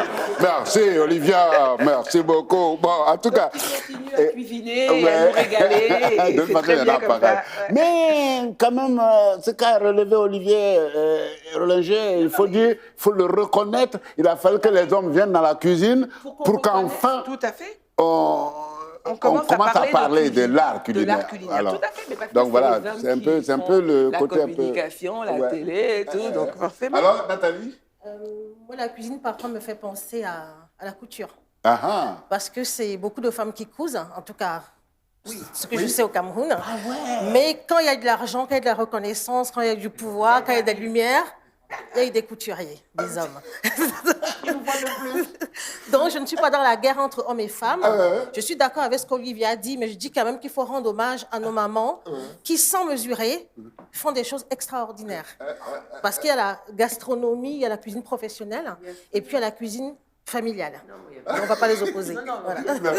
Excusez-moi, je suis en train d'éclater des rires parce que d'après ce qu'on vient de constater, c'est après ton commentaire, les femmes ont toujours cuisiné. Mais quand on a commencé à, on va dire, à ce que la cuisine rapporte d'argent, les hommes ont récupéré le terrain. Et traditionnellement, ce sont les femmes qui ont toujours cousu. Dès que ça a commencé à rapporter de la maille, hop, c'est les hommes qui ont encore récupéré. Et puis le chef Pierre Thiam a dit qu'il faisait une cuisine de mémoire. Il appelait sa mère pour qu'elle lui explique les recettes. Donc, c'est des filous, ces mecs, franchement. Bon, alors, tout de même, Nathalie, puisqu'il y a justement question ici aussi de transmission, de partage, tu peux nous dire la recette que tu nous fais là, le djunkume. Le djunkume. Oui. Qui est-ce qui te l'a appris? Où l'as-tu appris? C'est vrai. Le djunkume, c'est pas maman, c'est pas la grand-mère, c'est une tante. C'est une tante qui faisait ça et justement, j'avais retrouvé ça au Brésil également. Et avec le kividou. Donc, c'était des plats que j'avais mangés au Brésil, que je ne connaissais pas. Parce que, comme j'ai dit, j'ai grandi en Côte d'Ivoire. Et quand j'ai fait mon tour, justement, un peu de tous ces pays-là... Moi, j'ai mon voyage initiatique, mais en ce qui me concerne, très initiatique, parce que je ne sais pas si tu as fait un peu de rapprochement, je m'appelle Olivia de Souza. Oui. Donc, mes aïeux étaient esclavagistes. Exactement. Et donc, quand j'ai pris conscience de beaucoup de choses, ça, on ne va pas parler de ça ici, mais... Je me suis dit, non, il faut que j'aille un peu voir et puis aussi, pas régler des comptes, mais me pardonner. J'avais un moment... Et quand je suis arrivée au Brésil, je me suis retrouvée, donc, moi, à Bahia, parce que c'est de là où venait mon aïeul. Et je me suis retrouvée dans une famille de Souza, qui étaient, en fait, des descendants aussi de mon aïeul. Et j'ai découvert tous ces plats-là et tout. Et quand je suis revenue en Côte d'Ivoire, à Abidjan, j'ai dit, mais maman, tu n'as jamais préparé ça, tu n'as jamais fait ci. Elle dit, oui, mais parce qu'on vit à Abidjan. Mais quand tu iras au Togo un jour, tu verras que ce sont des plats familiers, c'est ce qu'on cuisine à la maison. Nous, on n'a pas le temps, et puis voilà, on n'est pas dans le... Et c'est pour une des raisons pour laquelle j'ai décidé de rentrer au Togo, donc en 2011. J'aurais pu rentrer à Abidjan, mais je suis rentrée au Togo parce que justement, j'avais cette envie d'apprendre et de découvrir ce que mes aïeux avaient laissé aussi au Togo et ce que eux, ils avaient gardé aussi de là-bas. Et en fait, on se rend compte que finalement, ils ont gardé effectivement beaucoup, mais il y a eu une mixité énorme. Parce que au Brésil, on a fait une patrie d'esclaves. Voilà. Et puis, c'est un mélange de différentes personnes, différentes populations d'esclaves, voilà, tout à fait, qui se sont retrouvés là-bas. Et voilà. Donc moi, le djankoumé, c'est vraiment, c'est un plat qui est pour moi un plat de... Après, c'est un concentré de ta mémoire. Voilà, pour moi, c'est le plat que je cuisine, c'est mon métissage. Voilà, donc le djankoumé, c'est vraiment le plat que je cuisine partout, que je mets en avant aussi beaucoup. Voilà, parce que ça représente vraiment mon métissage. Et toi, Nathalie, voilà. Qu'est-ce que le djankoumé évoque chez toi? Ce qu'elle vient de dire. Très bien. Mais déjà, il faut que je vois exactement ce que c'est. Ça se trouve, je connais la recette, mais sous un autre nom. Donc, ça, c'est de la farine donc, de maïs. OK. Qui a été torréfiée, qu'on a mélangé avec de la farine de coco. D'accord. Voilà. Et moi, j'ai mis un peu de farine d'arachide. Okay. Voilà. Donc, c'est un mélange qui se fait en fonction aussi des maisons. Donc, c'est ce que je disais. On peut faire que farine de maïs torréfiée. Ça, on peut retrouver ça. C'est le plus simple. Mais il faut que ce soit torréfié. Oui, il faut que ce soit torréfié. Okay. Parce que si tu ne le fais pas torréfié, tu as de la pâte. Tu as une pâte. Oui, parce que c'est la pâte. Voilà, la pâte qui accompagne beaucoup de nos sauces. Voilà, tout à fait. Okay. Donc, je ne sais pas si tu as déjà... Mais c'est vrai que la façon dont c'est fait, on retrouve dans différentes contrées. Mais bon, c'est vrai qu'on le retrouve plus au Ghana, au Bénin et au Togo. Voilà. C'est dans ces trois pays-là. Sans le fumer, j'ai encore plus faim. Bon, il faut accélérer. Il faut du temps. Il faut du temps pour bien manger. Ouais, j'avais oublié. C'est moi qui continue de dire... Les meilleures des cuisines, c'est celles qu'on laisse mijoter. Oui, mais là... Bon, on va laisser tranquillement mijoter. Oui, mais c'est quasiment prêt. Et en attendant de retrouver Axel Mbetcha, là, qui m'attend, parce que je vais lui demander de nous fournir une chronique, on va retrouver un de ses cofondateurs de Chef in Africa. Il s'appelle Chef Dievel Malonga, que nous avons interviewé pour l'occasion. Et en attendant, Nathalie, on peut se réinstaller. Bon, bonjour Malonga. Bonjour. Et il se trouve que dans la revue politique africaine en 2005, M. Igor Kouzak intitulait son article « Cuisines africaines, cuisinier la nation ». Alors, en tant que jeune cuisinier engagé, qu'est-ce que cela évoque pour vous? En fait, ce qui se passe aujourd'hui, la cuisine n'a pas de frontières. Alors, donc, du coup, je prends mon exemple. Moi, je suis né au Congo et j'ai grandi en Allemagne. J'ai appris d'autres méthodes, c'est-à-dire des méthodes un peu plus, disons, européennes. Et à la fin, il y avait toujours quelque chose qui dit qu'il y a, comment je peux expliquer, il y a des souvenirs des grandes mères quand j'étais au Congo. Et donc, au jour d'aujourd'hui, ce qui se passe, on a des techniques qu'on a apprises, on peut dire dans d'autres pays en Occident. Et du coup, ce qu'on fait, c'est une fusion de ce qu'on a appris et la cuisine de la grand-mère, on peut dire la cuisine de naissance. Donc, aujourd'hui, ce qui se passe, c'est il y a des rencontres des cultures, je dirais plus des rencontres des cultures culinaires. Donc, on apprend, comme je dis toujours, c'est comprendre, on essaie de comprendre et de faire comprendre. Et cuisiner la nation, est-ce que c'est cuisiner des plats nationaux? Moi, je peux prendre mon exemple en tant que Congolais. C'est en grandissant que vraiment que j'ai, comment je peux expliquer, que j'ai connu ma cuisine à moi, congolaise. Alors, quand tu es hors de l'Afrique, c'est notre histoire. Donc, on fait souvent la cuisine africaine. On ne parle pas des cuisines, c'est-à-dire au pluriel. Donc, c'est vraiment le débat et ce qui se passe ces derniers temps. Donc, moi, de mon côté, ce que je fais, c'est que je voyage dans certains pays pour aller apprendre ces cuisines au pluriel. Donc, c'est vraiment une question qui est un peu point d'interrogation, je dirais comme ça. Quel est le rôle des épices dans votre écriture culinaire? Les épices jouent un grand rôle dans ma cuisine et ça a toujours joué un grand rôle dans la cuisine du monde, ce qui est bien. Et j'ai découvert beaucoup des épices quand j'ai voyagé. Donc, du coup, il y a des épices qu'on utilise qui sont médicinales, qui sont bons, ça donne du goût, beaucoup de saveur, aussi médicinales. Et je peux parler d'un plat qu'on appelle le nkui au Cameroun. Donc, ils utilisent plus de 16 ou 17 épices. Et c'est très bon quand la femme met au monde, donc après, ça réconforte un peu le corps. Et il y a par exemple l'hirondelle, et c'est très bon quand on est grippé et quand on est triste, l'hirondelle. Et on a aussi par exemple du ginseng qui vient du Cameroun, qu'on trouve aussi au Congo, et qui est bon quand on est fatigué et ça remonte de morale. Et il y a des épices qui ont du bon parfum et qui n'ont pas parfois des effets un peu, disons, qui ne sont pas médicinales, mais qui rapprochent un peu, disons, des souvenirs. Voilà. Moi, ici, dans mon laboratoire, on a plus de 485 épices qui viennent de différents pays. Super. Ben oui, justement, vous parlez de ces épices. Moi, je viens d'une région de l'Afrique occidentale où traditionnellement, on mangeait comme une épice, comme un bouillon qu'on appelle le sumbala.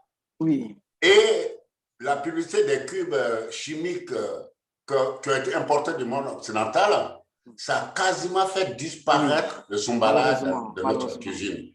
Les chefs comme vous, Pierre Cham, Loïc et j'en passe, ou Chef Anto, et vous allez chercher dans les différentes régions du continent africain les produits et les épices pour développer votre art culinaire. Voilà. Mais se pose une problématique africaine, c'est celle du commerce des produits et des épices. Je suis en train d'apprendre, c'est-à-dire que je vais à la rencontre des gens des éleveurs, des gens qui cultivent ces épices, et du coup, j'apprends tellement beaucoup de choses. Et je dirais plus qu'il y a des choses qui vont se normaliser au fur et à mesure. Donc, premièrement, pour la promotion, c'est très important pour la promotion des épices parce qu'il faut donner la lumière à ces épices, disons, qui sont peut-être, on peut dire, perdus, qu'on ne voit plus ou bien qu'on n'utilise plus. Et le travail qu'on est en train de faire, de mon côté scientifique, c'est d'abord de comprendre les vertus et du coup, et promouvoir dans les pays africains et d'autres pays du monde. Donc aujourd'hui, c'est de comprendre, en fait, de prendre les bonnes informations et aussi pour partager aussi les bonnes informations sur le trafic des épices. Et disons, je dirais comme ça. Alors, si aujourd'hui, on me proposait de commercialiser des épices, je dirais, c'est premièrement de les comprendre et les labelliser. C'est très important. Labelliser pour le faire, pour bien le vendre dans le monde. Parce qu'aujourd'hui, par exemple, quand on achète une épice qui vient d'Inde ou bien d'autres pays, il y a plus d'informations. Donc, s'il n'y a pas d'informations, c'est que c'est un peu compliqué pour les commercialiser. Donc, c'est un peu ça. Donc, trouver l'information et partager cette information.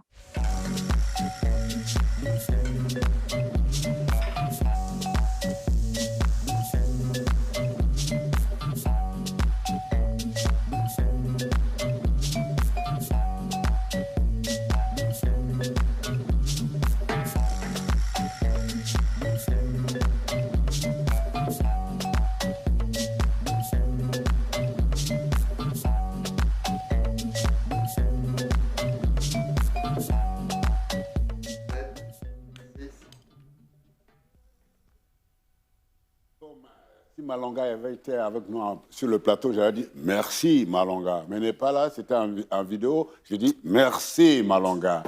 Bon, maintenant, je vais retrouver Axel Mbetcha. Je l'avais préannoncé puisque je dis on allait le retrouver. Et il va nous parler du poivre de Penja. Le poivre de Pendia est avec le miel d'Oku du Cameroun et le café Viama Macenta de Guinée, l'un des 3 produits d'Afrique connus en indication géographiquement protégée. Axel Mbecha, vous avez la parole. Là, tu as vu ici solennel, là. Merci, Sorosolo. En effet, pour vous parler du poivre de Pendia, je rejoins en fait en amont l'assertion qu'a faite tout à l'heure Olivier Rollinger par rapport au fait que la cuisine, c'est la nature et la culture. Donc, qui dit nature et culture dit que on prend des éléments justement de la nature, donc ça veut dire les produits qui sont naturels et les éléments de la culture qui permettent de transformer ces produits-là mis ensemble constituent donc l'essence d'une cuisine. Aujourd'hui, en Afrique, on a des produits qui ont des caractéristiques particulières. Ces caractéristiques-là leur sont conférées par leur terroir, leur sont conférées par l'environnement dans lequel ces produits sont produits, leur sont également conférées par les savoir-faire que ces artisans qui transforment ces produits ou alors qui participent à leur manutention, à savoir le cueillir par exemple les graines de poivre, les nettoyer, les laver et les sécher. Tout ce savoir-faire, c'est un savoir-faire qui se transmet de génération en génération. Donc, le savoir-faire rentre dans le domaine justement des cultures et d'un héritage. Et puis, l'environnement donc, rentre dans le domaine de la nature. C'est mis ensemble que cela participe justement à la reconnaissance d'une IGP. Donc, comme tu as introduit tout à l'heure, effectivement, en Afrique aujourd'hui, on a 3 IGP qui ont été enregistrés via justement l'appui de l'AFD, donc l'Agence française de développement, qui a participé de manière, je vais dire de manière significative, à la mise en place de ces IGP-là. Donc, le travail qu'a fait l'AFD, donc l'Agence française de développement, donc à travers le projet PAMPIC, ça a été justement de définir avec les producteurs locaux un cahier de charges qui participe à définir comment est-ce que chaque produit qu'on voulait labelliser, dont on voulait la dénomination IGP, quel est le cahier de charges qui est attaché à chaque produit. Aujourd'hui, je vous parle du poivre de Pendia, qui est un poivre à caractère spécial. Pourquoi ? Tout simplement parce que le poivre de Pendia, c'est la première IGP, comme vous l'avez souligné tout à l'heure, qui est produit dans une partie du Cameroun. Donc, on est sur une Djombe Pendia, donc on est dans la région du littoral du Cameroun. Et donc, on est sur une terre volcanique, donc un microclimat donc, favorable justement à la production des plantes à lianes, donc notamment sur le poivre. Et ce poivre-là, les qualités organoleptiques qui lui sont conférées sont inéluctables. Sur ce point, je veux dire aussi bien les caractéristiques de cette aire géographique, aussi bien le savoir-faire justement des artisans lui confère donc un caractère exceptionnel, donc qui fait de ce produit-là un poivre d'exception. Donc cette dynamique justement portée par l'AFD a permis et a fait en sorte que aujourd'hui les Africains et donc les Camerounais et les Africains en général se rendent compte finalement de l'importance et du sens que peut avoir une labellisation, que peut avoir justement une IGP. Justement, on prend l'exemple aujourd'hui sur des pays pionniers en la matière, notamment la France, avec plus de, si je ne me trompe, plus de 700 produits labellisés et on va au-delà des produits alimentaires. Donc en Europe, on a la France, l'Espagne et l'Italie qui sont des pays où ce savoir-faire en termes d'IGP, d'AOP, AOC est immensément reconnu. Donc aujourd'hui, par exemple, je vais vous étonner, mais en Chine, on a plus de 10 000 IGP aujourd'hui, ou en Inde, où on en a plus de 400. Donc le travail d'IGP aujourd'hui, c'est un travail aussi bien, c'est un outil juridique, mais c'est aussi aujourd'hui avant tout un outil marketing. Parce que ça permet de valoriser justement les produits aussi bien pour les Africains que pour le reste du monde. Donc, Le travail aujourd'hui, donc le challenge pour les populations d'Afrique, notamment pour les producteurs aujourd'hui, l'enjeu c'est de définir les cahiers de charges.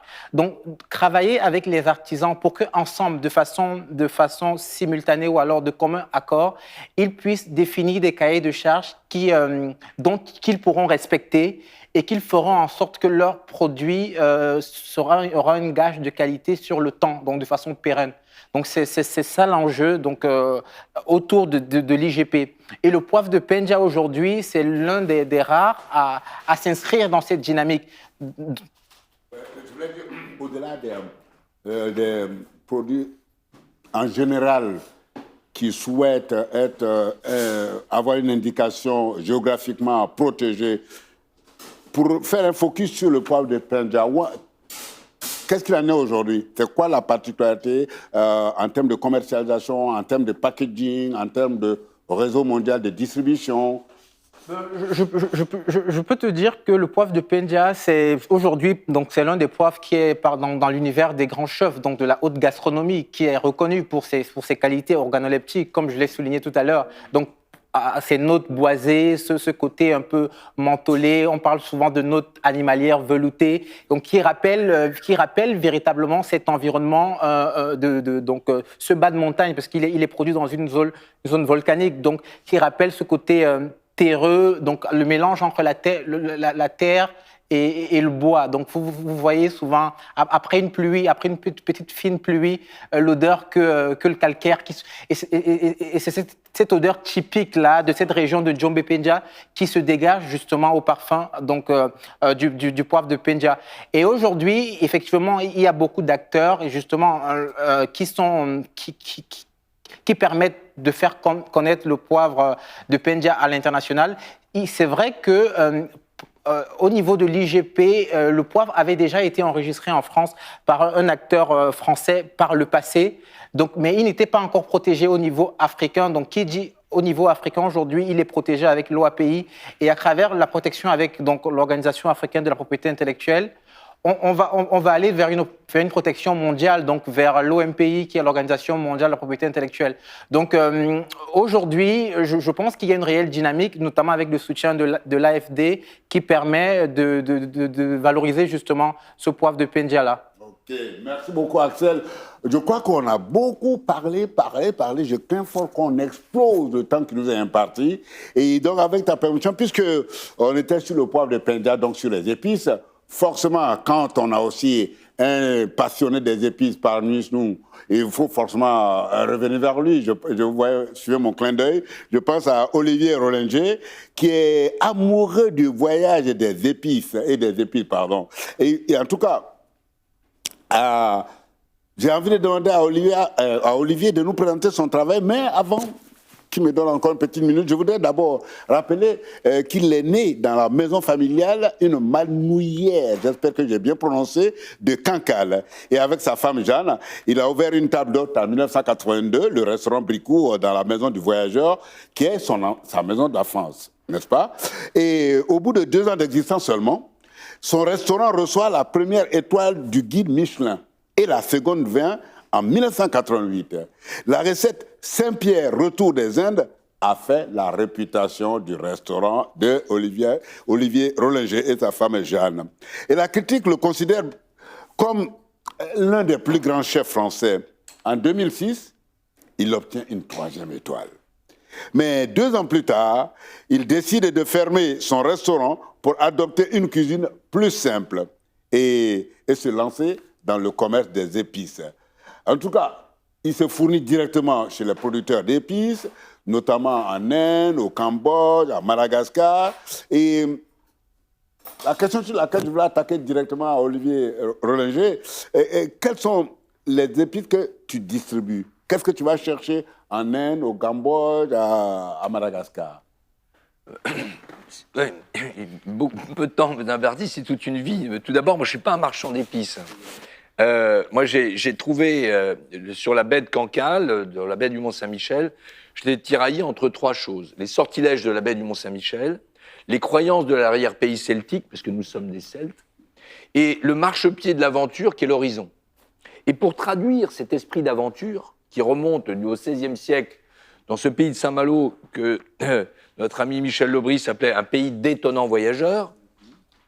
J'ai voulu traduire cet esprit d'aventure pour se rappeler cette histoire, parfois heureuse, parfois très malheureuse, mais en utilisant les épices, non pas pour faire une cuisine exotique, mais pour les utiliser comme des trésors rapportés auprès d'une cheminée de granit.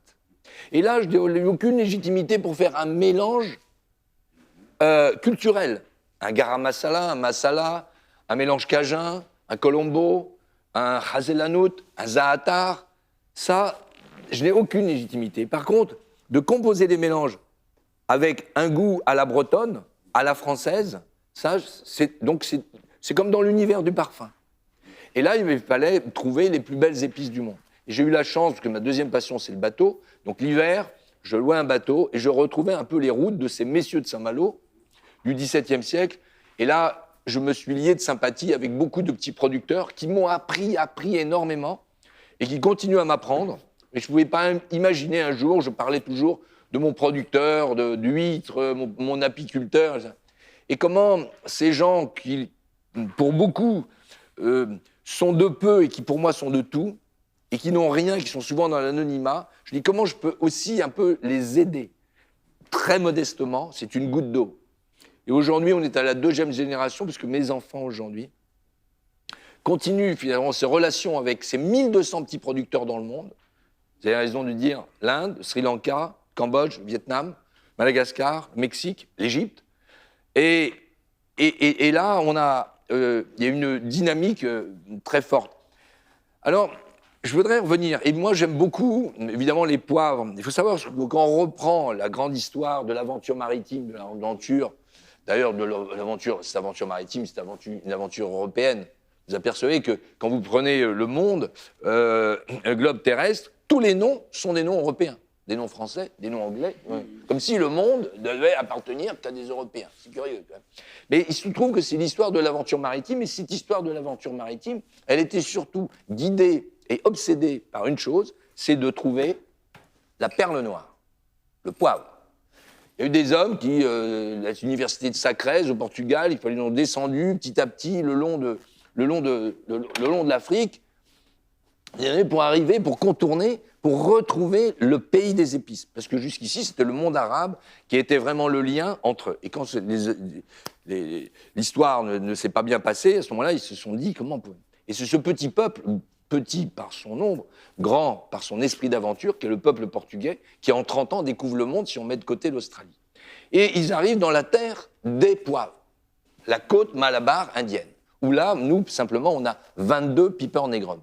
Alors quand je vois dans le monde, au Cambodge, au Vietnam, au Sri Lanka, ailleurs, le poivre se développer, en particulier le poivre qu'on appelle le poivre de Penja, la poivre du Cameroun, qui est la variété botanique de ce Piper Negrum, c'est un Karimunda. Bon, ce Karimunda s'est parfaitement développé avec une terre effectivement spécifique qui donne des notes d'une rare élégance dans ce poivre. Mais néanmoins, et je félicite cette initiative, mais moi ce que j'aimerais aujourd'hui, c'est qu'une graine, une épice endémique de l'Afrique soit reconnue comme IGP. Pourquoi avons-nous abandonné la graine du paradis, la maniguette? Pourquoi avons-nous abandonné le poivre de Sélim, qu'on appelle dans certains endroits le poivre de Guinée? Pourquoi avons-nous abandonné? Et aujourd'hui, je suis sûr, on en parlait tout à l'heure, il y a une multitude de graines, d'écorces, de racines, de fleurs, qui sont utilisées à la fois pour les propriétés organoleptiques, c'est-à-dire le plaisir du palais, mais aussi pour leurs vertus médicinales. Et c'est là où je pense qu'il y a un boulevard, c'est immense. Mais votre génération, vous allez faire des choses merveilleuses, il y a quelque chose d'extraordinaire. Mais vous voyez, simplement de prendre, parce que finalement, c'est d'aller prendre un produit, parce qu'on sait que le poivre, ça se vend bien, on le fait, c'est très bien, c'est une très belle initiative. Mais avant tout, les plantes endémiques d'Afrique doivent être parfaitement remises en valeur. Parce que ça, c'est évidemment bien pour l'Afrique, mais c'est bien pour l'ensemble de l'humanité de pouvoir découvrir ces beautés, cette diversité du monde.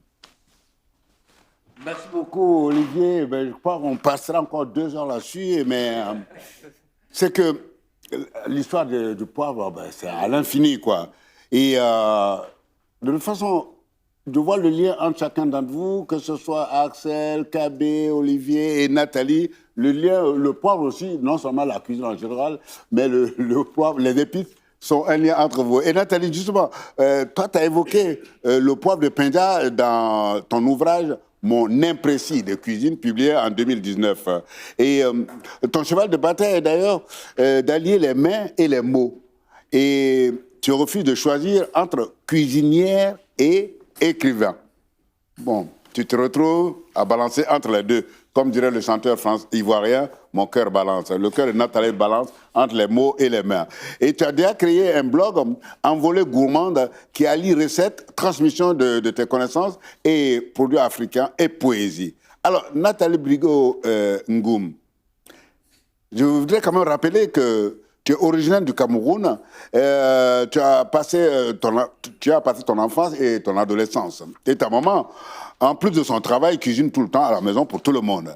Et c'est elle qui t'a, on va dire, contaminé avec la passion de la cuisine. Donc, et puis, il se trouve qu'il y a une petite anecdote sur ta maman, paraît-il, quand tu étais à l'internat, je l'ai lu quelque part, tu me le diras si c'est vrai ou faux. Et ta maman, malgré les embouteillages à Douala, elle traversait toute la ville pour aller à l'autre bout de la ville où il y avait ton internat pour t'apporter à déjeuner. Et elle apportait une telle quantité de nourriture que tes camarades, des voisins de classe mangeaient avec toi. Mais pourquoi est-ce qu'elle décide de t'apporter à manger à l'internat alors qu'à l'internat, il y a un restaurant d'internat? Hein?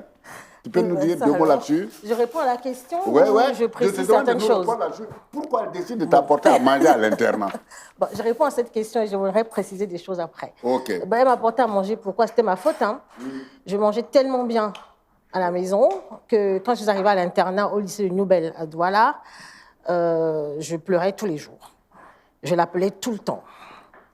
Et tous les jours, elle apportait à manger. Tous les jours.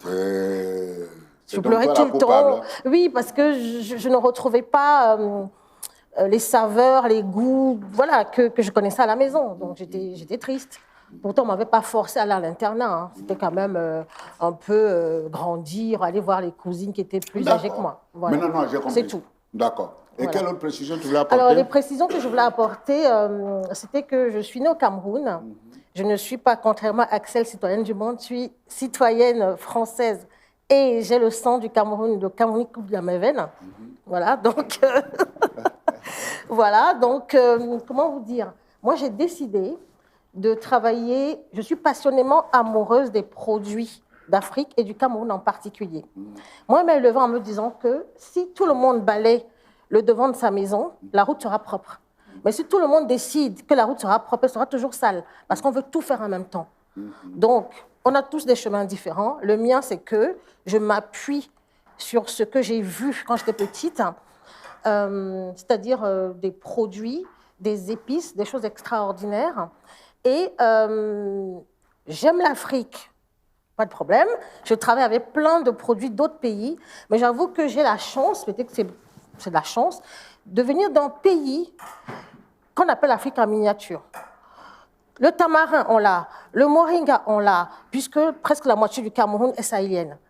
Le dawada, voilà, vous l'avez appelé le sumbala, on l'a. On a la mer, on a la montagne, et on a, justement, j'écoutais avec, comme du petit lait tout à l'heure, Olivier Rollinger, on a des épices endémiques. Et je voulais préciser que dans mon livre, je ne parle pas que du poivre de Penja. Je parle des épices du Cameroun, dont les graines du paradis, qui sont un ensemble de graines avec la graine de la paix et le mbongo, qui donne son nom à une célèbre sauce noire du Cameroun.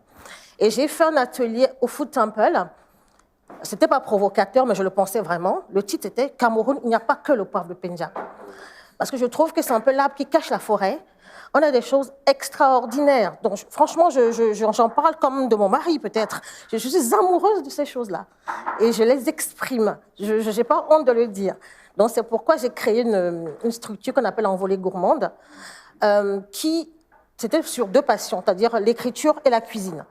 Et il y a trois volontés. La première volonté, c'était de mettre en avant, parce que ce n'est pas valorisé, pour moi, ça a de la valeur, c'était juste mettre en avant les produits d'Afrique et du Cameroun en particulier, ça je le répète, si on l'a pas entendu, là on va l'entendre. Ah non, non, franchement, J'en suis fier aussi. Il y a tellement de choses, tellement, que j'ai envie... J'aime aller en profondeur. J'aime pas survoler les choses. J'aime creuser, j'aime comprendre, j'aime chercher. Donc, je ne peux pas tout embrasser.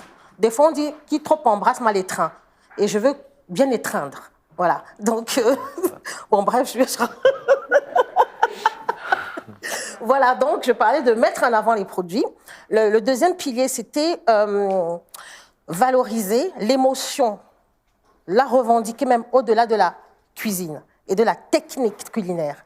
Je ne suis pas une grande technicienne puisque je n'ai pas un parcours de cuisinière classique. Je suis une hypersensible. Je suis toujours au bord des larmes, mais je ne suis pas triste. Hein. Voilà, comme dit mon fils qui est hypersensible, nos larmes ont un grand besoin de liberté, tout simplement. Et le troisième point, c'est lutter contre l'illettrisme par le biais de la cuisine. Parce que j'ai enseigné beaucoup et j'ai vu que par le biais de la cuisine, on peut arriver à beaucoup de choses. Tout le monde mange ou tout le monde a un souvenir d'un repas. Même les soldats s'arrêtent, posent des armes pour manger. Et un enfant peut ne pas se sentir stigmatisé si on lui demande qu'est-ce qu'il préfère comme plat. Et on l'aide à faire ce plan ensemble. Et on peut aller plus loin avec, par exemple, le manioc au haricot. Olivia nous a parlé du Brésil, on parle de la géographie, on peut parler d'histoire, on peut parler de mathématiques, qu'on pèse, on peut faire beaucoup, beaucoup de choses. Donc, toutes mes passions, l'enseignement, l'écriture, la poésie, l'amour, les émotions débordantes, voilà. J'ai décidé de ne plus lutter, comment dire, je suis comme je suis, peut-être que je vais pleurer, c'est comme ça, mais je ne suis pas triste. C'est ma façon d'être. Donc longtemps, j'ai lutté avec cette façon d'être. J'ai dit non, je suis comme ça, je la laisse aller dans ce que je produis. Voilà, et c'est le résultat de tout ce que je fais qui est dans ce livre. Voilà, c'est ça. Bravo. Oh non, mais... Comment dire tu me dis quelque chose? Oui. Ah, j'ai cru que tu voulais dire quelque chose. Merci. Je t'ai embrouillé. Non, tu ne m'as pas embrouillé parce que je vais faire le lien avec la structure qu'on appelle Chef in Africa. Mais enfin, avec tout ce que tu as dit, commenté, ce que tu dis dans ton bouquin, sur ton blog, est-ce que pour toi, le patrimoine culinaire en général et particulièrement celui africain, est-il en danger ou pas? Qu'est-ce qu'un patrimoine d'abord? Un patrimoine, c'est un bien qu'on reçoit. Il y a des gens qui ont des patrimoines, ils ne les connaissent même pas. Ouais. Et c'est le cas des Africains. Et je parle encore du Cameroun. Je suis désolée, je parle de ce que je sais. Absolument. On a des choses... Je travaille en ce moment, parce que j'ai d'autres livres qui vont sortir, et pour parler de recettes traditionnelles, je fais très attention. Là, c'est très créatif. Hein. C'est boulangerie, c'est pâtisserie, voilà. Je fais comme je veux. On ne peut pas me dire que c'est moche ou c'est faux. Je les ai créés, tu n'es pas content, tu fais le tien. Mais la cuisine traditionnelle, il faut faire très attention. On ne pouvait pas dire que le ndolé vient du pays Bassa, alors que ça vient de chez les Douala. Je crois qu'on ne vous parlera plus au Cameroun. Ah ouais. Et c'est comme ça dans les autres pays. Donc, je suis en train de travailler avec des gens, dont un monsieur qui s'appelle Tegiaboni, donc qui fait l'étude des noms associés à la gastronomie. Il y a des richesses que les gens ne connaissent pas. Peut-être parce que c'est tellement naturel voilà, de les voir tous les jours. Donc, en fait, ce n'est plus riche, c'est là. Voilà, on vit avec. Ou, pour certains, on leur a tellement dit que ce qui venait d'ailleurs était bien, qu'ils négligent ce qu'ils sont en train de faire. Et tout à l'heure, Axel, je t'ai dit que je suis en train de faire un article qu'on va appeler « Cuisine et estime de soi ». Peut-être que certains vont penser que j'exagère, mais c'est que j'ai reçu tellement de retours. Quand je fais, même le ndolé tout simple, hein, qui est un plat de légumes bitter leaves, les feuilles amères avec des arachides, ouais. Je ne change rien à la recette que ma mère m'a apprise. Mais c'est juste que je vais la présenter peut-être sur une gaufre d'igname ou peut-être sur une coupelle de banane plantain. Voilà, donc en fait, je suis entre tradition et innovation. Mais moi, mon travail, c'est vraiment aller chercher nos savoir-faire, nos traditions, parce que j'en ai un peu marre d'entendre des chefs, beaucoup, dire « je me sers de techniques occidentales pour travailler les produits africains ». On a de superbes techniques. Ils ne les connaissent pas. Donc, il faut les chercher, il faut creuser, il faut chercher. C'est tout. Voilà, donc le patrimoine est en danger parce qu'on ne le connaît pas et que les autres le connaissent. Aujourd'hui, il y a toute une économie, même du médicament, qu'on peut faire avec, travailler avec ces produits-là. On a parlé des épices qui sont à la fois curatives et qui sont aussi pour la cuisine. Donc, il y a beaucoup de choses comme ça. Donc, le patrimoine est en danger parce qu'on ne le connaît pas. Il faut l'identifier, il faut le sécuriser. On ne pose pas de label, on ne met pas, on ne sécurise rien en fait. Rien du tout. Donc, c'est en grand danger. Voilà. Et même avant de parler de sécurisation, d'abord de connaître et de pérenniser ça par l'écriture, par la promotion, la diffusion. Quand on voit, je passe rapidement là-dessus, je reviens là-dessus, quand on voit comment les cubes, les bouillons cubes, je ne citerai pas de marque, comment ils ont bousillé l'art culinaire traditionnel africain, et qu'aujourd'hui le Soumbala que tu as évoqué, quand on voit les propriétés du Soumbala par rapport à ses bienfaits pour le cœur, par rapport à ses bienfaits pour la circulation sanguine, par rapport à ses bienfaits pour éviter le diabète, etc. Et nous, nos pays africains, avec nos politiques, il n'y a rien qui est fait pour identifier tous ces produits qui sont connus, ou comme même le poivre, le féfé du Mali, ou le bita cola, le petit noix de cola, qu'on écrase et qu'on posait pour soigner la fontanelle chez les enfants. Les quatre côtés, bref, les quatre côtés. Donc, ce n'est pas le fruit. Oui. Il y a l'arbre, c'est l'arbre à l'ail. Exactement. Qui sont l'ail, country onion. Ouais. Il y a l'écorce qui est bien, les feuilles qui sont bien. Il y a tellement de choses, tellement de choses. Donc, c'est la pédagogie qu'il faut. Vous n'allez pas forcer les gens à laisser telle ou telle chose. Vous devez leur expliquer, surtout leur montrer. Moi, j'ai reçu des gens chez moi, et quand ils ont mangé, ils m'ont dit, tu as mis telle ou telle chose. J'ai dit non, je n'utilise pas ça. Ils ont vu, et je leur ai montré comment on l'assaisonne. Ma mère me disait, tu assaisonnes le poisson, tu fais des entailles, et tu touches le cœur du poisson pour que le sel, déjà tu mets dans du gros sel, 5 ou 10 minutes, du moins 5 minutes parce que le poisson, c'est pas le poulet. Ouais. Un peu d'eau salée rentre dedans, mais pas trop. Ouais. Avec un peu de citron. Donc il y a toute une façon de faire. Okay. Il faut apprendre des choses aux gens, c'est tout. On ne peut pas forcer les gens à changer. Mais on peut les aider à voir des choses sous un autre angle. Voilà, c'est ça. Bon, c'est mon travail. Je vais lancer un appel à nos chefs d'État africains. Hein.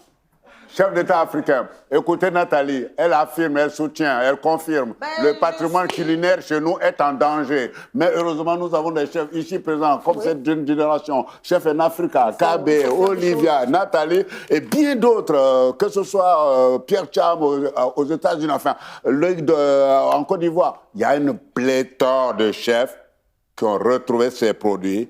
Révélez-les, conseillez-les dans des écrits et prenez des dispositions politiques pour le développement de tous ces produits. J'ai bien fait l'appel. Hein. Oui, c'est bien. Hein. Oui. Là, on parle des épices. Oh, tu ne parles pas des farines. Non. Aujourd'hui, voilà. Non, okay. laisse comme ça. Alors, je me tais. Non, on va faire encore 3 heures. On va faire 3 heures. Fabrice et Pierre, ils vont me tuer. Ils vont dire, on dit une émission d'une heure, tu en as fait 3. Okay. Non, voilà. J'ai dit tous les produits. Que ce soit les épices, que ce soit les céréales, que ce soit les condiments, que ce soit les tubercules, enfin, tous les produits. Chef africain, développer une politique de production et de promotion de nos produits nationaux. D'accord? Merci beaucoup.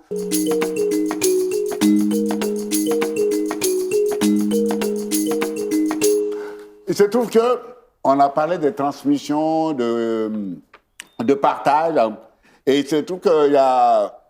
À propos de transmission, on a... comment ça, tu appelles ça? Kanika Box. Hein? Et pour continuer donc, sur la transmission, nous aurons dû accueillir, comment on appelle? Ophélie Boudimbu, qui est ce jeune artiste, comment on appelle? Ce jeune qui est dans la littérature jeunesse et qui s'engage grâce à ses contes à raconter l'Afrique autrement, la culture, les traditions, la vie. Hein. Et je vais donc rapidement parler de son travail. Il est originaire du Congo-Brazzaville, et il est basé en France. Et Ophélie Boudimbu est doctorante en littérature comparée. Et elle est passionnée par les livres et les histoires, et elle est la créatrice de l'œuvre Kanika dans la cuisine de Mamie, et fondatrice de Kanika Box, la Kanika Box. Et chaque trimestre, à travers une box culinaire voyageuse, Kanika effectue un périple au cœur des cuisines d'Afrique.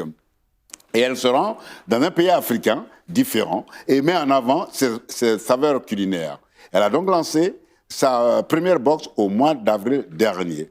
Et dans cette édition, le Congo-Brazzaville est à l'honneur, avec l'épice poivre noir appelée Ndongo Bella. Est-ce que j'ai bien prononcé, Nathalie? C'est comme ça qu'on doit prononcer, hein? Bon, parfait. Moi, je parle sous ton contrôle.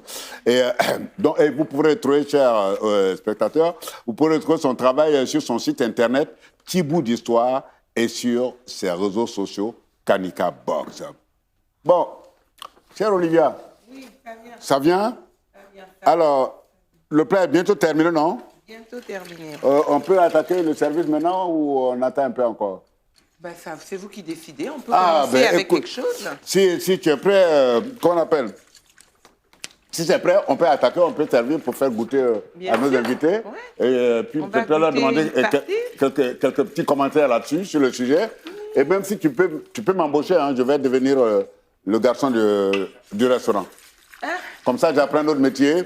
Tu sais, au sommet de mes 80 ans, il faut que je trouve encore du boulot pour m'occuper des petits-enfants. D'accord? Bon, allez, je me positionne pour faire le service. D'accord, je vais commencer avec ça. Commencez à saliver. Ça va arriver. Ça sent trop bon.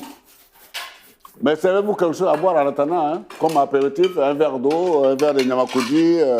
Hein? Bon, je sens qu'on va se régaler. On a dit fait goûter, hein? Ouais, manger après. C'est goûter. Mais attends, il faut me dire comment on porte les assiettes pour... oui, mais ça, il va falloir... Des clients de haut standing, hein? De haut standing. Ouais. Je ne sais pas si je suis autorisé à tenir ça comme je fais au village. Nathalie va t'aider? Ah, Nathalie, demande des conseils. Comment on tient une assiette pour servir à une cliente de haut standing comme toi? Toi, tu me mets dans l'embarras. Toi, tu ne l'aides pas? Non, non, ça peut me donner des conseils. Ce n'est pas pour que tu viennes servir. Hein. Et c'est moi seul qui postule pour être serveur. Hein. D'accord? Les petites cuillères. Une petite cuillère? Quelque chose pour manger. Ah, je peux aller en chercher. Caroline, pas de couvert. À chercher. Il faut nous trouver de quoi? Ouais. Il y a des pics, non? Non, il faut une cuillère. Il faut des cuillères. Non, mais ça, j'ai fait des grumeaux, alors. Ça me stresse. Et ça, c'est une sauce aussi? Non, c'est le Yankoumé que je vais faire. Mais voilà, il faut me donner...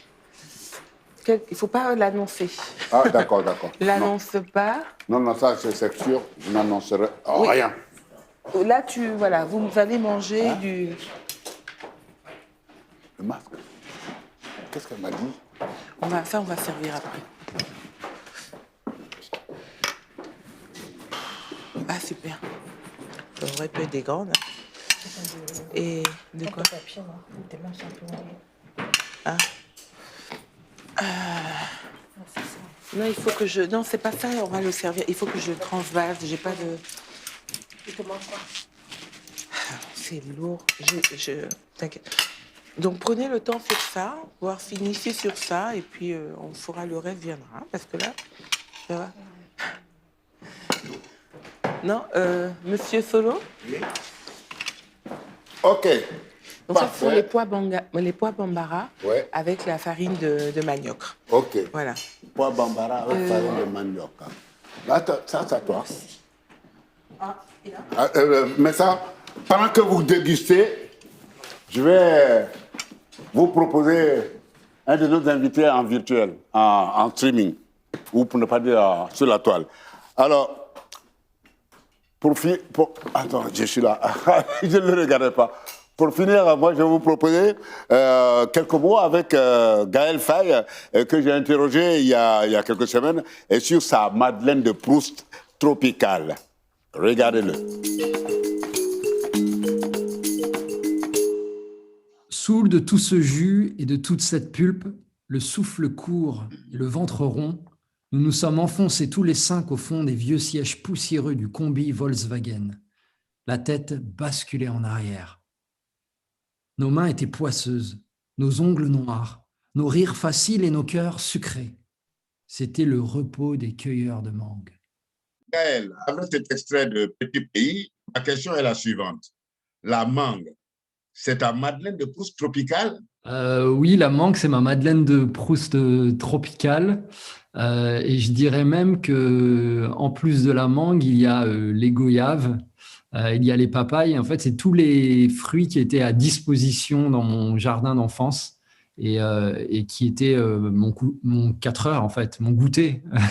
Et sinon, il y a aussi, bien sûr, les petites bananes jaunes très, très sucrées qui sont des bonbons et qui font bien grimper l'insuline comme il faut. Alors, dis-nous, Gaël Faye, tu aimes bien manger? J'aime bien manger, mais je ne suis pas non plus un fin gourmet. Je ne cours pas après les bonnes adresses, mais moi, ce que j'aime, c'est surtout manger avec du monde. Voilà, si je suis tout seul, c'est moins intéressant.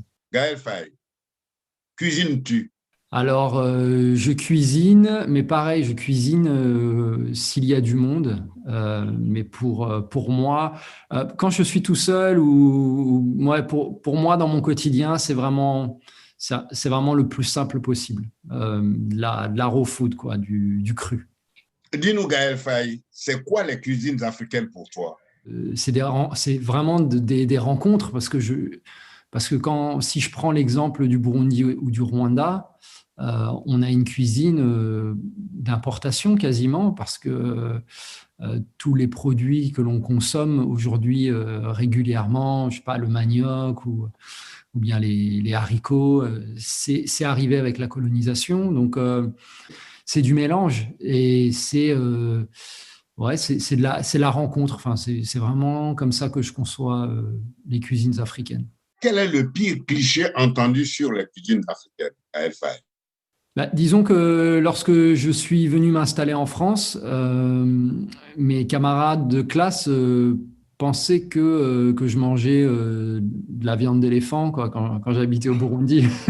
Donc voilà, c'est un peu un genre de cliché, quoi. Le patrimoine culinaire de l'Afrique est-il en danger? Non, je ne pense pas que le patrimoine culinaire africain soit en danger parce que je crois que la cuisine, c'est un peu comme les peuples, hein, ça évolue dans le temps. Ça va avec les évolutions des sociétés, donc il n'y a pas de danger. Il va simplement y avoir des changements petit à petit, mais qui vont accompagner les changements des sociétés. Donc, il n'y a pas de danger pour moi. Au contraire, il y a des perspectives, il y a des ouvertures, il y a de l'avenir.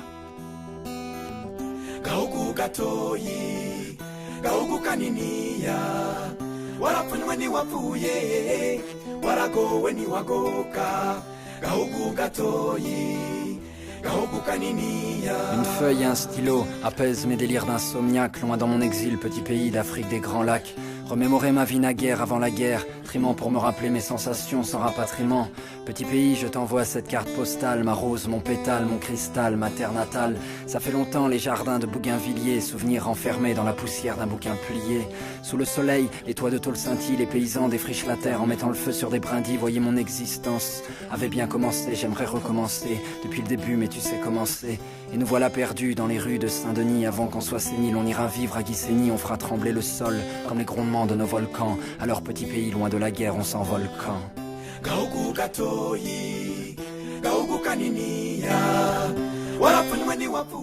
Pendant que l'élément de Gaël Faye passait, on était tous occupés à déguster. C'est délicieux, Olivia. Un délicieux recette de Olivia ici présente, Olivia de Souza, qui fait la passerelle entre le Togo, la Côte d'Ivoire, le Brésil, et puis aujourd'hui... Et la Touraine. Et la Touraine. Alors, comment... j'ai encore la bouche pleine de vous. Comment vous avez reçu ça, cette recette de Olivia de Souza?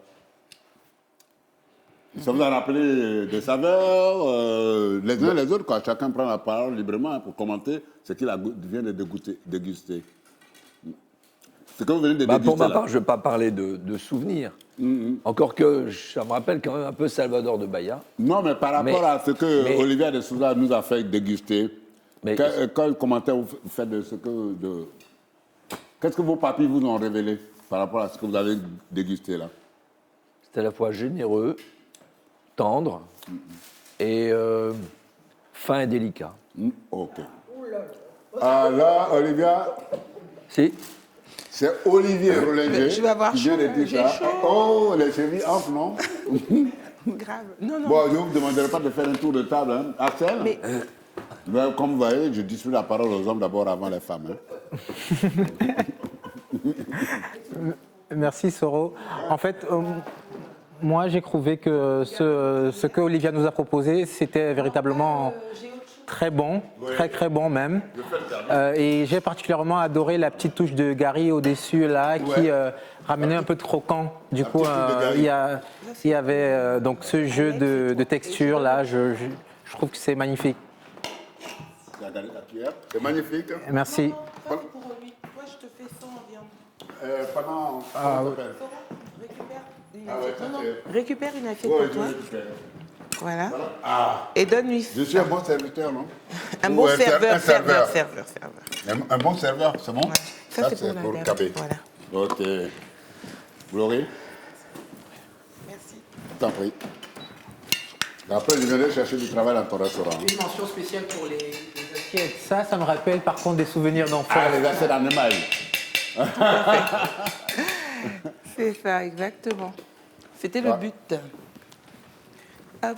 Et là, et la nouvelle fournée, c'est quoi? Alors, la nouvelle fournée, c'est le giancume, Le giancume, le fameux. accompagné d'une salsa de tomates, oignons, poivrons, juste assaisonné avec un peu de vinaigre blanc, sel. Voilà. Et puis, j'avais fait un peu de viande pour mettre avec, mais bon, voilà. Vous goûtez, mais C'est c'est du ça. poulet qui va avec ou de la viande? C'est du poulet.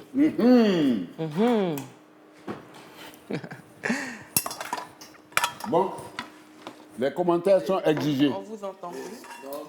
D'abord, on déguste, donc quand c'est trop bon, on se tait. Mais elle est incroyable, cette texture. Je l'ai fait dans le bouillon de la volaille. des légumes. Des légumes. Et voilà. Mais bon, on devrait le faire avec le bouillon de la volaille, de la viande. Voilà. Bon, mais je comme vois on le avait... giancume maintenant. Tu veux ton giancume? Donc du coup, hop, Merci. on a fait un bouillon de légumes. Voilà, et puis on a... C'est délicieux, ça. Bon, ben tant mieux. Comment? T'en as fait tes vite, je vais la récupérer. Il n'y a rien. Ça plaît. Ça plaît bien. Ah oui, voilà, c'est ça. Et non, Moi, qui a doigt là pour faire des coquilles. Donc, parce que pour Bambara, j'aimerais savoir. Ok. non, puis au-delà de la délicatesse du plat, il y a aussi, c'est un plat qui est très sain.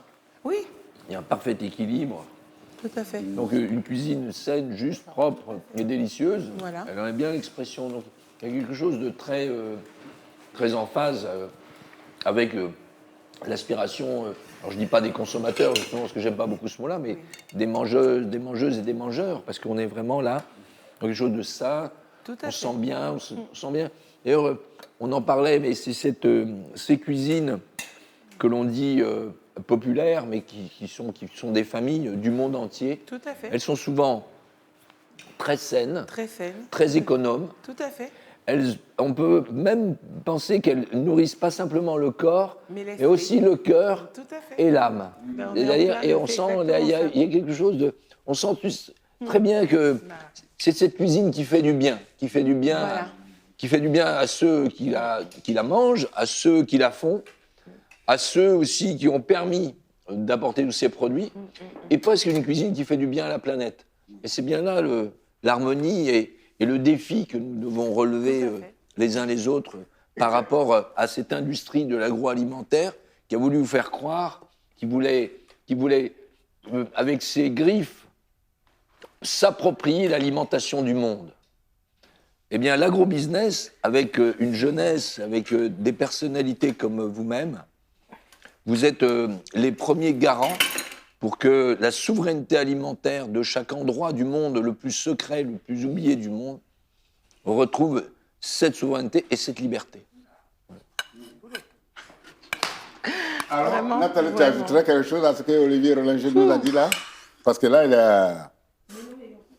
Il y a des cuisines de rue, par exemple, dans plein de pays d'Afrique, qui sont savoureuses, hein. Simples aussi, on braise le poisson, on ne met pas grand-chose dessus, hein, c'est très bon. On fait des pains omelettes, des pains sardines. Il y a de petites choses très simples qu'on fait, de petites galettes comme ça avec du mil, ça dépend des régions et tout ça. Voilà, donc il y a des cuisines simples, savoureuses et qui sont aussi de saison. Parce qu'il y a aussi des produits de saison dans les pays. D'Olivier, dans le sens où finalement les familles modestes, donc la cuisine populaire, dite populaire, c'est une cuisine de l'essentiel, c'est une cuisine de saison forcément. Parce que de toute façon, on ne peut pas faire hors saison, on n'a pas les moyens. Donc on fait avec ce qui est produit en saison et qui est produit localement. Donc on ne peut plus faire plus simple. Et aujourd'hui, c'est ce modèle de consommation qui est pris en référence. Mais par contre, réellement, beaucoup de populations le vivent au quotidien. C'est leur cuisine du quotidien. Et c'est bien de le noter, en fait. Quand je vois que les uns les autres, quand vous parlez de cuisine populaire, ça nous renvoie toujours forcément au foyer modeste. Et qui finalement, quand on regarde l'histoire des peuples, c'est justement dans ces milieux dits modestes qui sont le plus inventifs pour créer de nouvelles recettes savoureuses avec ce dont on dispose. Pas ce qu'on va chercher de sophistiqué. Ça me renvoie à ce fameux plat populaire sud-africain des familles, disons-le, pauvres, qui va finir même par donner son nom à une musique. Parce que ce plat s'appelle le mbakanga. Et le mbakanga, c'est dans les familles pauvres, quand les restes de légumes qui traînent à gauche, à droite, qu'on ne peut pas jeter et puis il n'y a plus rien à manger, ben on récupère ça, on met tout ça dans un même pot, on fait une ratatouille. Et donc, c'est plusieurs légumes de plusieurs origines différentes, aubergines, c'est tomates, c'est gombo, c'est ci, c'est ça. Et donc, ça donne le mbakanga. Et c'est un plat savoureux. Et du coup, le métissage musical de l'Afrique du Sud, qui a la musique des Hollandais qui ont colonisé ce pays, la musique américaine qui arrivait, le rock qui arrivait, et les musiques des Zoulous, des Xhosa, des différentes tribus. Tous ces gens-là se sont retrouvés à la ville, dans les grandes villes comme le Cap, comme Johannesburg. Et dans ce melting pot, toutes les musiques qu'ils ont écoutées, les générations des années 60 ont commencé à produire une musique qui est un mélange de ce cocktail. Et ils ont appelé ce mélange-là aussi le mbakanga. Mbakanga en musique, mbakanga en cuisine, et ça donne toujours ce qui vient du populaire. Donc, félicitons le populaire, applaudissons le populaire, les cuisines simples, les cuisines avec des produits de saison, et surtout, veillez à la transmission au partage. Aux uns et aux autres, Nathalie, Olivier, Kabé, Axel, un grand merci à chacun d'entre vous. Je vous promets, je vais chercher vos adresses et je vais passer chez chacun d'entre vous pour bien me nourrir. Olivier de Souza, bon, toi de toute façon, comme tu es ma sœur ivoirienne, bravo pour ta recette, pour ce que tu viens de nous proposer. Et on arrive donc à la fin, comme dit chez moi, quelle que soit la beauté d'un défunt, on est obligé de l'enterrer quand même. Donc tout ça c'est pour dire, quel que soit le plaisir qu'on a dans une situation, on est obligé de mettre un point final à un moment donné. Donc voilà, je vous dis merci à toutes et à tous. Un grand merci surtout à la Villa Rabelais qui nous a accueillis gentiment à Tours, dans la ville de Tours, ici dans son hôtel, l'hôtel de la Villa Rabelais, qui est un hôtel particulier du 19e siècle. Merci à toutes les équipes techniques, ceux qui sont dans l'ombre, mais grâce auxquels on nous voit, on nous entend, à toute cette équipe technique qui nous a filmés. Je leur dis un grand merci. Et quant à vos spectateurs, retrouvez-nous prochainement à Dijon, à Calais, à Clermont-Ferrand, puis à Marseille. Toutes les dates de cette tournée itinérante de les cuisines africaines, vous les retrouverez sur le site lescuisinesafricaines.com. Bonne soirée à toutes et à tous.